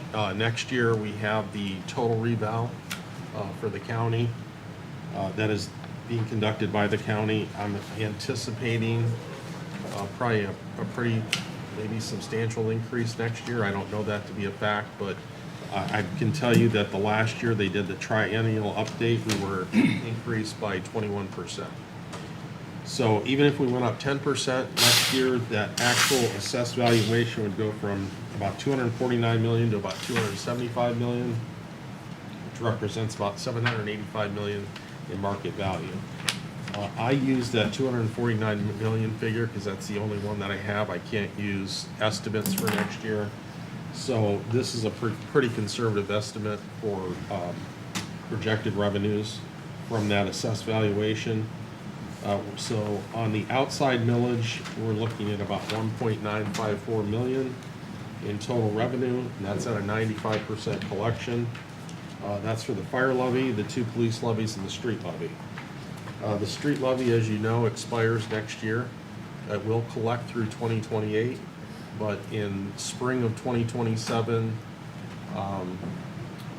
November of 2027, and then twice, we'll have 2 more opportunities if it doesn't pass then, if you want to renew the levy. We have spring of 28 and November, the fall of 28. So right now, because it's collecting at a 186 million valuation, we're only anticipating 503,000. If we replace that levy at keeping it even at the same millage, 2.75, you're looking at about 755,000 in annual revenue, which is about $250,000 more than what we're collecting right now. The only time that actual valuation, if it does go up next year, is going to impact this, other than the street levy, is the inside millage. The inside millage is not subject to reduction factors, so if it went up 10%, we're looking at about a 99,000, 100,000 increase in inside millage, which would bring us to a little over $1 million in collections for inside millage. But if you look at the total estimated millage for next year, including outside and inside millage, we're looking at about 2.85 million, which represents effective millage of 11.868 effective mills. That's 10.75 in full millage for outside, and inside millage is 3.63. So we are allowed to levy up to 10 mills for the inside millage. The city collects 3.63 of that. The rest is split with the schools and the county and township park. Now, I summarized the budget too, as far as estimated fund balances, estimated revenue, estimated expense by fund, and the estimated unencumbered balance for the following year. The estimated unencumbered balance for all funds for the end of this year is about 2.4 million. Estimated revenue just for the general fund and estimated expense for the general fund is about 5.8 million versus about 6 million in estimated expenses. Street department, including the street levy, is about 2.3 million. And then we have the enterprise funds, which are about 9.1 million. That's the dredge, sewer, and water. And we have about 10 million in capital improvements, about 4.4 billion in special revenue funds. So for the total estimated revenue for next year, we're estimating about 30.3 million and about 30.4 million in expenditures. So they're on par with one another. We're looking at a slight decrease in all funds. If you include all funds, about 2.4 million next year, which is a slight decrease from the projected balance for this year. The tax budget really doesn't get into the capital projects as much. So the capital projects funds that you pass the year-end budget is going to include a much more refined number for the capital projects for the end of the year. For the tax budget, it's really not necessary, but I did include them anyhow. So that's kind of a summary of the tax budget. If you have any questions, I'd be happy to answer them. Income tax collections, what percentage were we up? I think it was a very small percentage. Right now, at the half-year mark, we're up a little over 3.01%. 3.01. Yes, or about a little over $60,000. I try not to look at it on a month-to-month basis, but I try and look at the trends. Some of the month trends were not good, but, you know, we finished the half-year mark at, you know, 3% is pretty good. So right now for 2026, we're looking at $44,774,98 for estimated expenses. That is the old, I took out some of the capital. That's the tax budget. Which, 2027 tax expense, the tax expense budget, not the tax are you capital looking budget. on page, that was 2026. For 2027, we're looking at 30.4. 30, okay, 30.4. 2027 estimated, but I'm saying for 2026. 2026 is 44.7 million. Right, that's, Yes. right. It was capital heavy, that's why. Yeah, that included the NFA and. That was all the other projects, Yes. and that's what I'm trying to explain, as were all the other projects, the NFAs, so on and so forth, that we had. Yeah, Broad Causing that Street, amount yeah. in comparison to 2027. Correct.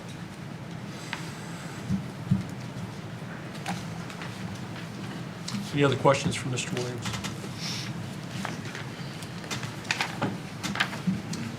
If not, Mr. Lewis? Nothing to report on this evening, Mr. Moiseo. Thank you. Thank you. Any reports of standing committees? Not a report, but we do have a scheduled Economic Development Committee meeting at 5:30 on July 22nd. That will take place here.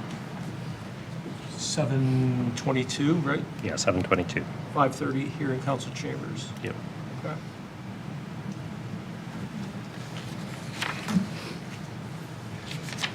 Okay, reports of board liaisons. Any liaison reports? Mr. Moiseo, I have one tonight, even though I covered it last week in the work session, but for the record, it has to do with the Cable Advisory Board meeting that we had held on June 26th. I informed the group, as I mentioned last week at the work session, that we will not be filling the position as requested, okay, your coordinator's position. I also informed the group that,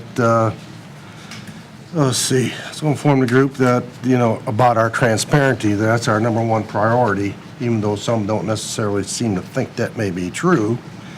But I think we've done pretty good. And since we've gone to the YouTube format, all the programming has gone up exponentially. So that's good news. And one of the other changes we've made is starting on the fourth Friday of each month, we're going to be holding the meetings here in council chambers at 10:30 in the morning.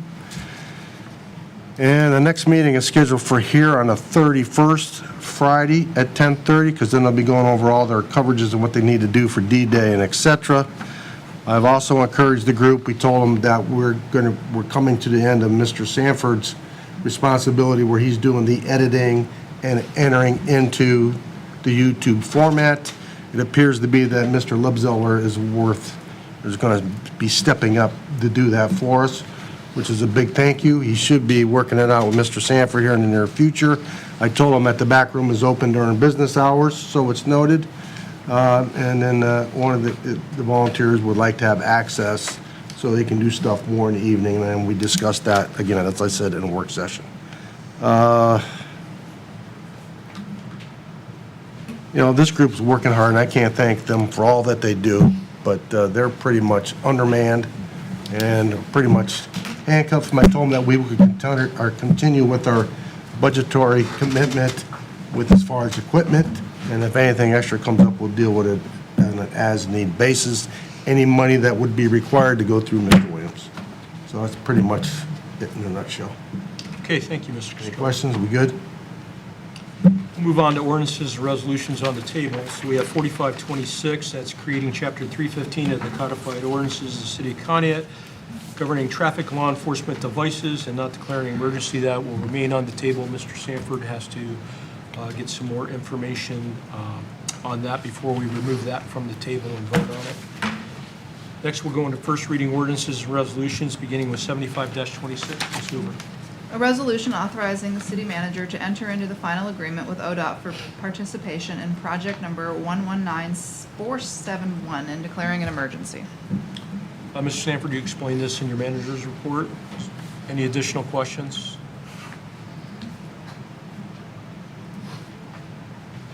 Not, is there a motion to proceed?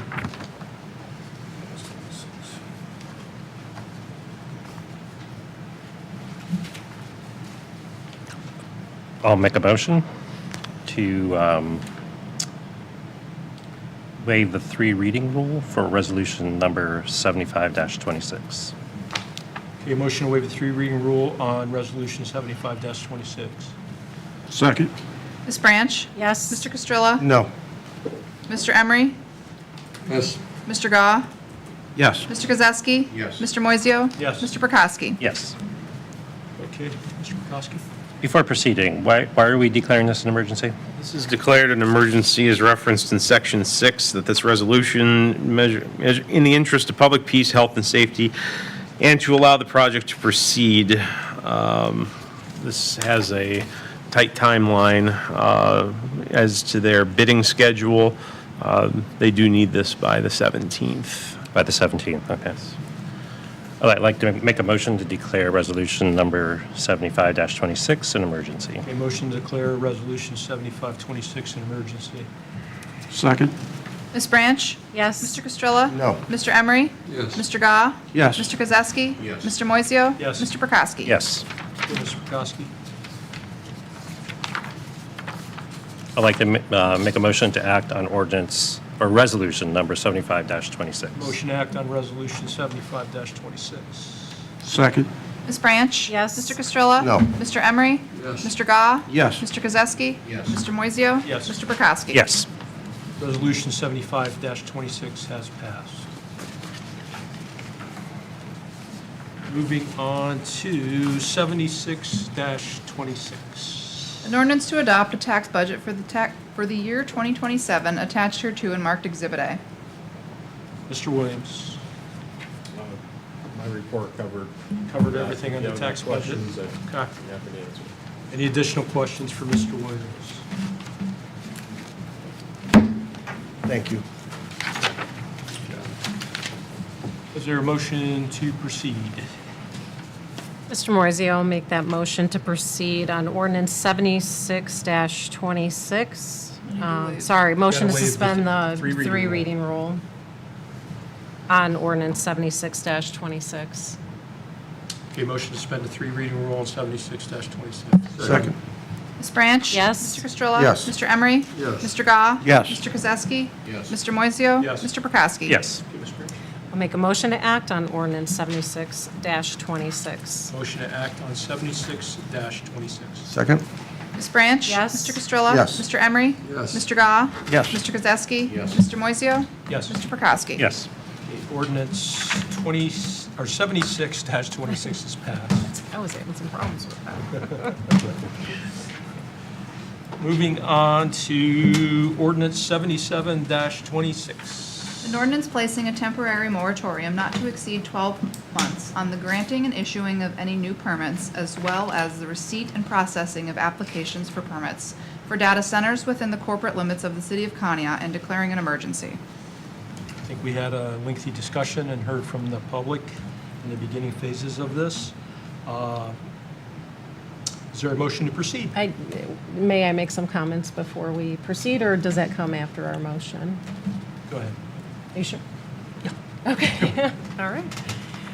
First of all, I want to thank the community for coming out and sharing all their thoughts. And it wasn't just tonight, it's been over the past few months. And it's covered many things, environmental impacts and ethical issues and such. I guess I just wanted to clarify that, you know, I'm presenting this ordinance for our community. I sit on multiple committees. And for example, utilities, you know, we've been working on a stormwater management plan. And we are moving that forward pretty quickly, right, Mr. Sanford? We've been working very hard with this. We've discussed having like zoning overlay meetings and also creating this ad hoc committee. So I don't feel the statement that was said that if this moratorium is passed this evening, that we would sit here and do nothing. That was quite offensive because we all work very hard on the committees that we serve on, and we are here to move things forward. You know, before I presented this moratorium, I did a lot of research. I looked at 13 different communities. I looked at the wording. I tried to figure out what does moratorium mean for what length of time, and for the specific type of industry. So it isn't going to stop any type of economic development or residential permits, because one community did that, and that was a huge mistake. So this is a temporary pause that I would like to see in the receiving, processing, or granting or issuing of new permits specifically on data centers. And that's clearly defined in this ordinance. I also included in this ordinance that we need to create an ad hoc committee. We've talked about this, we've talked about it, but it was always said on an as-need basis. So this ordinance will make sure in writing that there will be an ad hoc committee created with members of the community on that committee. 12 months will give us the time we need to put together the language for conditional use, or a list of what we want to see from these companies, and we'll be driving the process, not them. I would like to see this as an emergency measure. There were other ordinances that were pushed through as emergency measures, and to me, with the outpouring from the community that we've seen, not only tonight, but for the past few months, we've heard their feedback, and it sounds like this is an emergency. It's in big business that time is money, and we all know that government works a little bit slower because we have processes in place, we have meetings, we have public meetings, we have notices that we have to post. So a 12-month pause, moratorium, not saying it's never going to happen, will give us time to do this, have transparency, community dialogue, fully research everything that we need to in regard to any kind of data center. We want input from the City Health Department, which today we were emailed. I don't know if was that a resolution that was emailed to us. So I feel that's fresh information that we need to disseminate, and we also need to have a meeting with our school district to discuss how this will impact them, their budgets, their expenses that they have, so we can have a greater discussion. Our Office of Planning and Zoning have an obligation to the citizens of Conneaut, and this is on our website, to protect the health, safety, and general welfare of all citizens and visitors of the city of Conneaut, protect the environment and our city's physical and natural resources through the professional administration of equitable enforcement of all city codes and ordinances. I don't think it's fair to put that small group of people at the forefront of having to make zoning variance decisions on behalf of us on such a huge scale project that we've never seen the scope of in the city of Conneaut. This is a new animal to us. And this is another reason why I want to give ourselves time, so we're not putting that group in a very awkward situation. This is a sensible and necessary step. It provides the time that we need to develop our zoning regulations. We've talked about that. Our non-negotiables, our list. We don't need to rush into the creation of our industrial zoning overlay then, or whatever zoning, because we have more time to investigate what is going on. Cities, townships, schools, governments, we talked about. We're all in peril with our budgets. We're being forced to explore opportunities like this one that we're talking about this evening, because we all want to safeguard the financial stability and continue serving our community. But the community must have a seat at the table to do this, because again, this is a large-scale economic development opportunity, and we need to be in the driver's seat, not the billionaire business owners or their consultants or their lawyers. Things like what's happening in the city of Nirvana scare me. We're told by one group that we can take our time and put what we need in place and review the plans and go back to them and make some adjustments. Well, that's not happening in other cities, so we need to protect ourselves. Boy, I had a lot to say, didn't I? I think I'm done speaking on this. So I'm just going to bring it up right now. Ohio, Home Rule Authority, we do have that over zoning. Courts require zoning regulations to have a legitimate public purpose and not be arbitrary or unreasonable.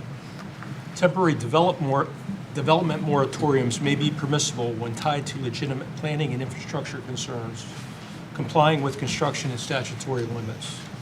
We have to use zoning in a way that effectively eliminates an otherwise lawful land use without a defensible legal basis.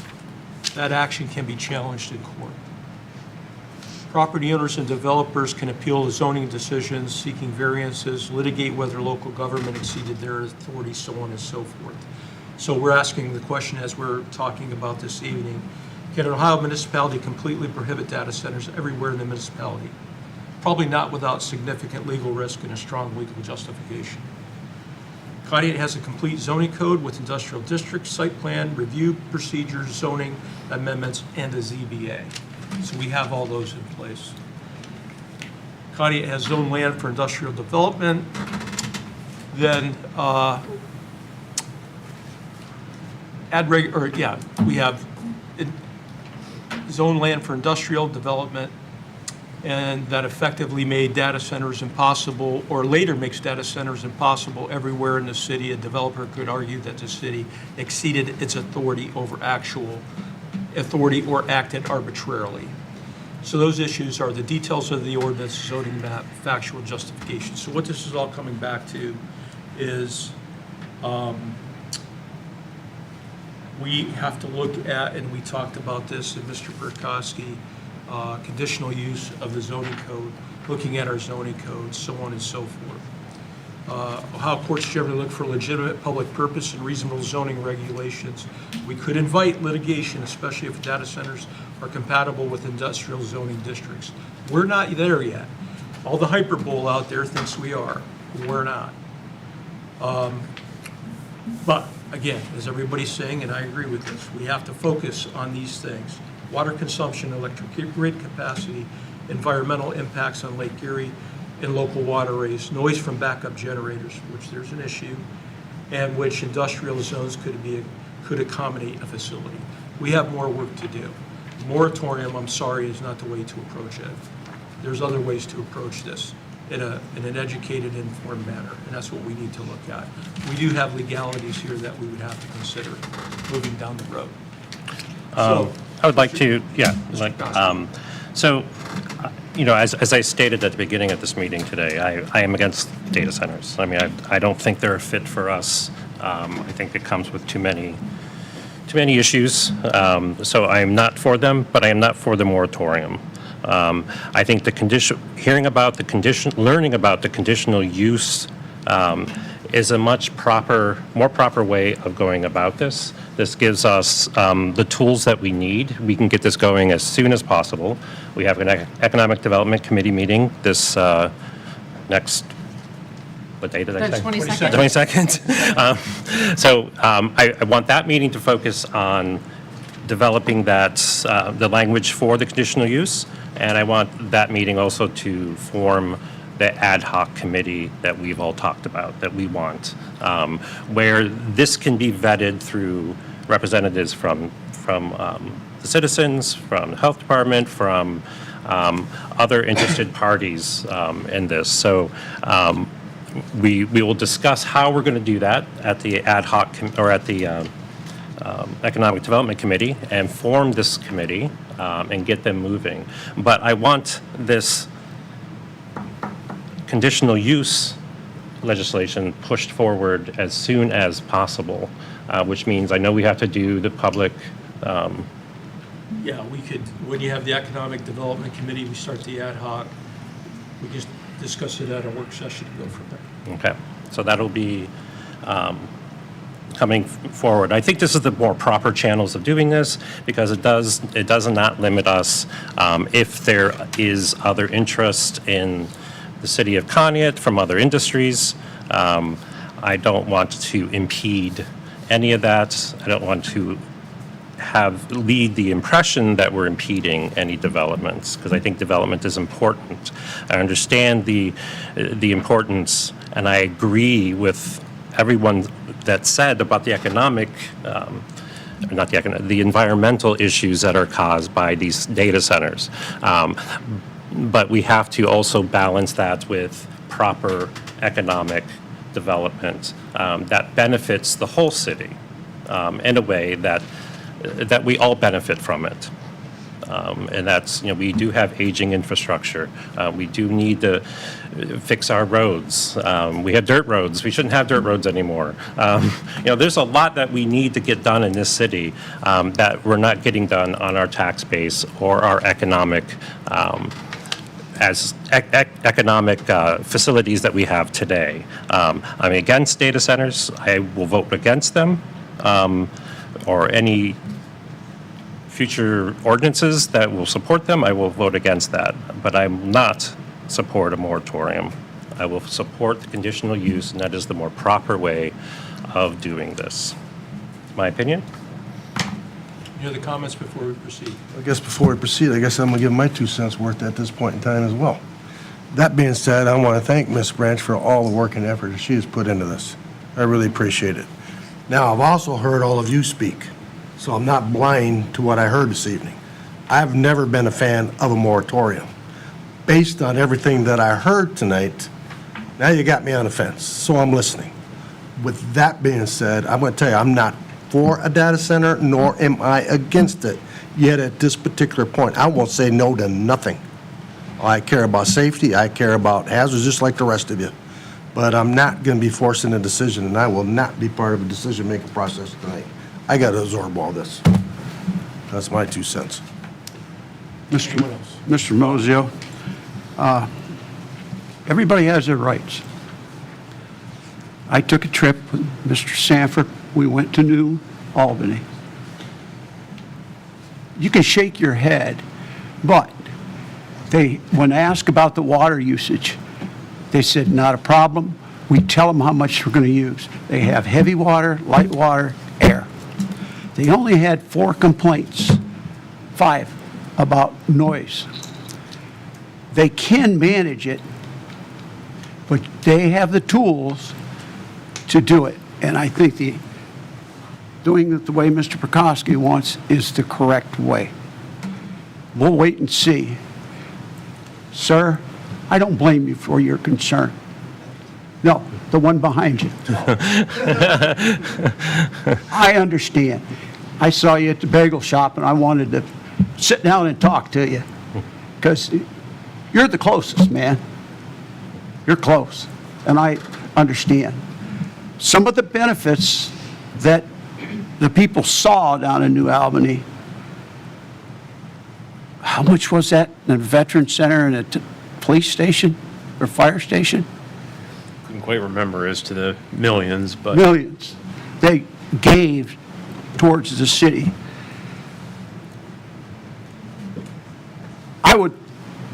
I would not vote for any data center that we had abatement. No, no, no. I'm also looking out for the schools because we don't know what's going to happen with the taxes. It's not a good position for me to be in because I'm looking 20 years down the road. But I think we do need to go the route Mr. Prokowski wants to go. Thank you.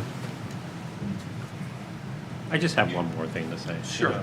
I just want to express, my love for this community.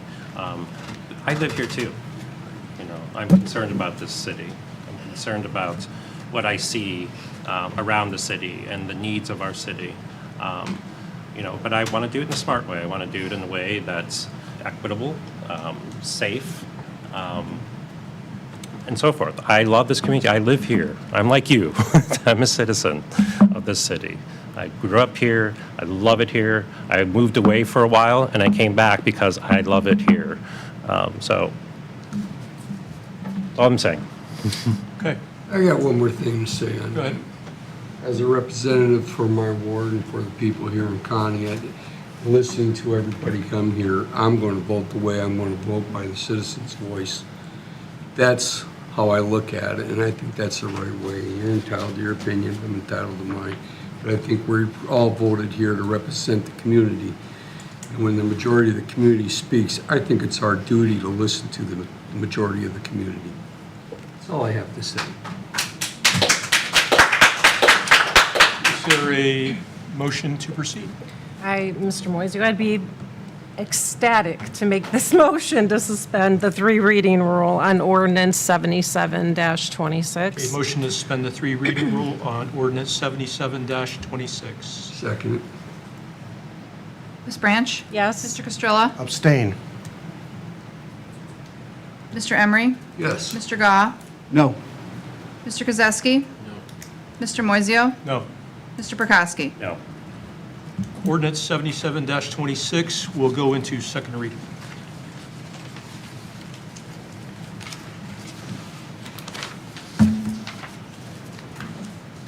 Moving on to ordinance 78-26. An ordinance to amend Chapter 1136 of the City of Conneaut Codified Ordinances governing sign regulations and not declaring an emergency. That will also be moved to second reading.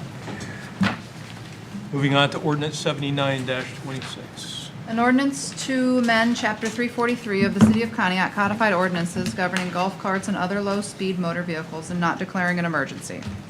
That will also be moved to second reading.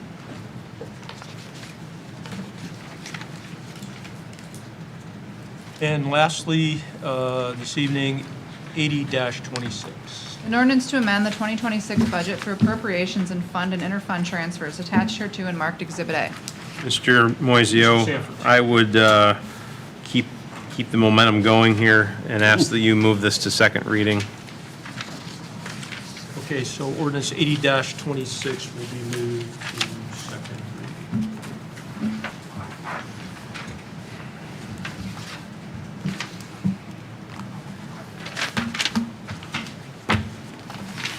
All right, that concludes all of our ordinances and resolutions for this evening. Any unfinished old business?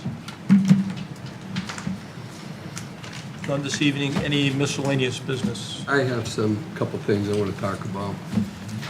Mr. Sanford, down on Lake Erie Street, the guardrail in between Millard Avenue and Lake Road, I can't thank Mr. Anthony and Miola and his wife Roxanne. They have been trimming it and taking care of it. I thought our street department was doing an excellent job, and here it's been them putting their own weed killers on there and trimming it back and taking care of it. So I want to give them credit and a thank you from the city for doing that. They've done an excellent job and it looks really great. Also, they have a street light that's out in front of their house. It's been out for 2 years. So if we can get that. This is at Lake Erie and Millard? They're in between Lake Road and Millard on Lake Erie Street. All right, yeah. They're just north of the guardrail All right. on the east side. This is Miola? All right. I'll look into that. And also, I had a residence on Chestnut Street in regards to the speed cameras, also suggested, just asking, and I said I would mention about putting speed bumps somewhere on Chestnut Street because their concern was they're seeing people coming around that curve. This individual told me they saw somebody come down with like a Corvette.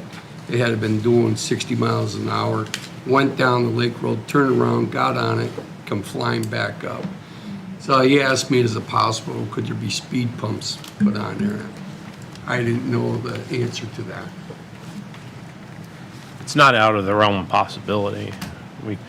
I think we had discussed that at some degree after we paved Walton Road in 2024, and I think there were an equal number of the complaints about the potential of putting those in from the potential benefits. So I think it's his concern. He has a legit concern from that curve. Carl Street. Yeah. Yeah. You know, that's where you usually see them getting on it, coming up from Detroit Street. That's all I got. Any other, miscellaneous business? If not, reminder, we do have a public hearing on August 10th at 5:30, just prior to our regular council meeting, regarding ordinance 78-26, amending ordinance 1136 on sign regulations. So, 22nd. public hearing is on 8/10. 8/10, okay. Yeah. prior to our regular meeting. What time is that? Doing that at 5? 5:30. 5:30? Correct, Jen? Yeah, 5:30. So 8:10, 5:30 on ordinance 78-26.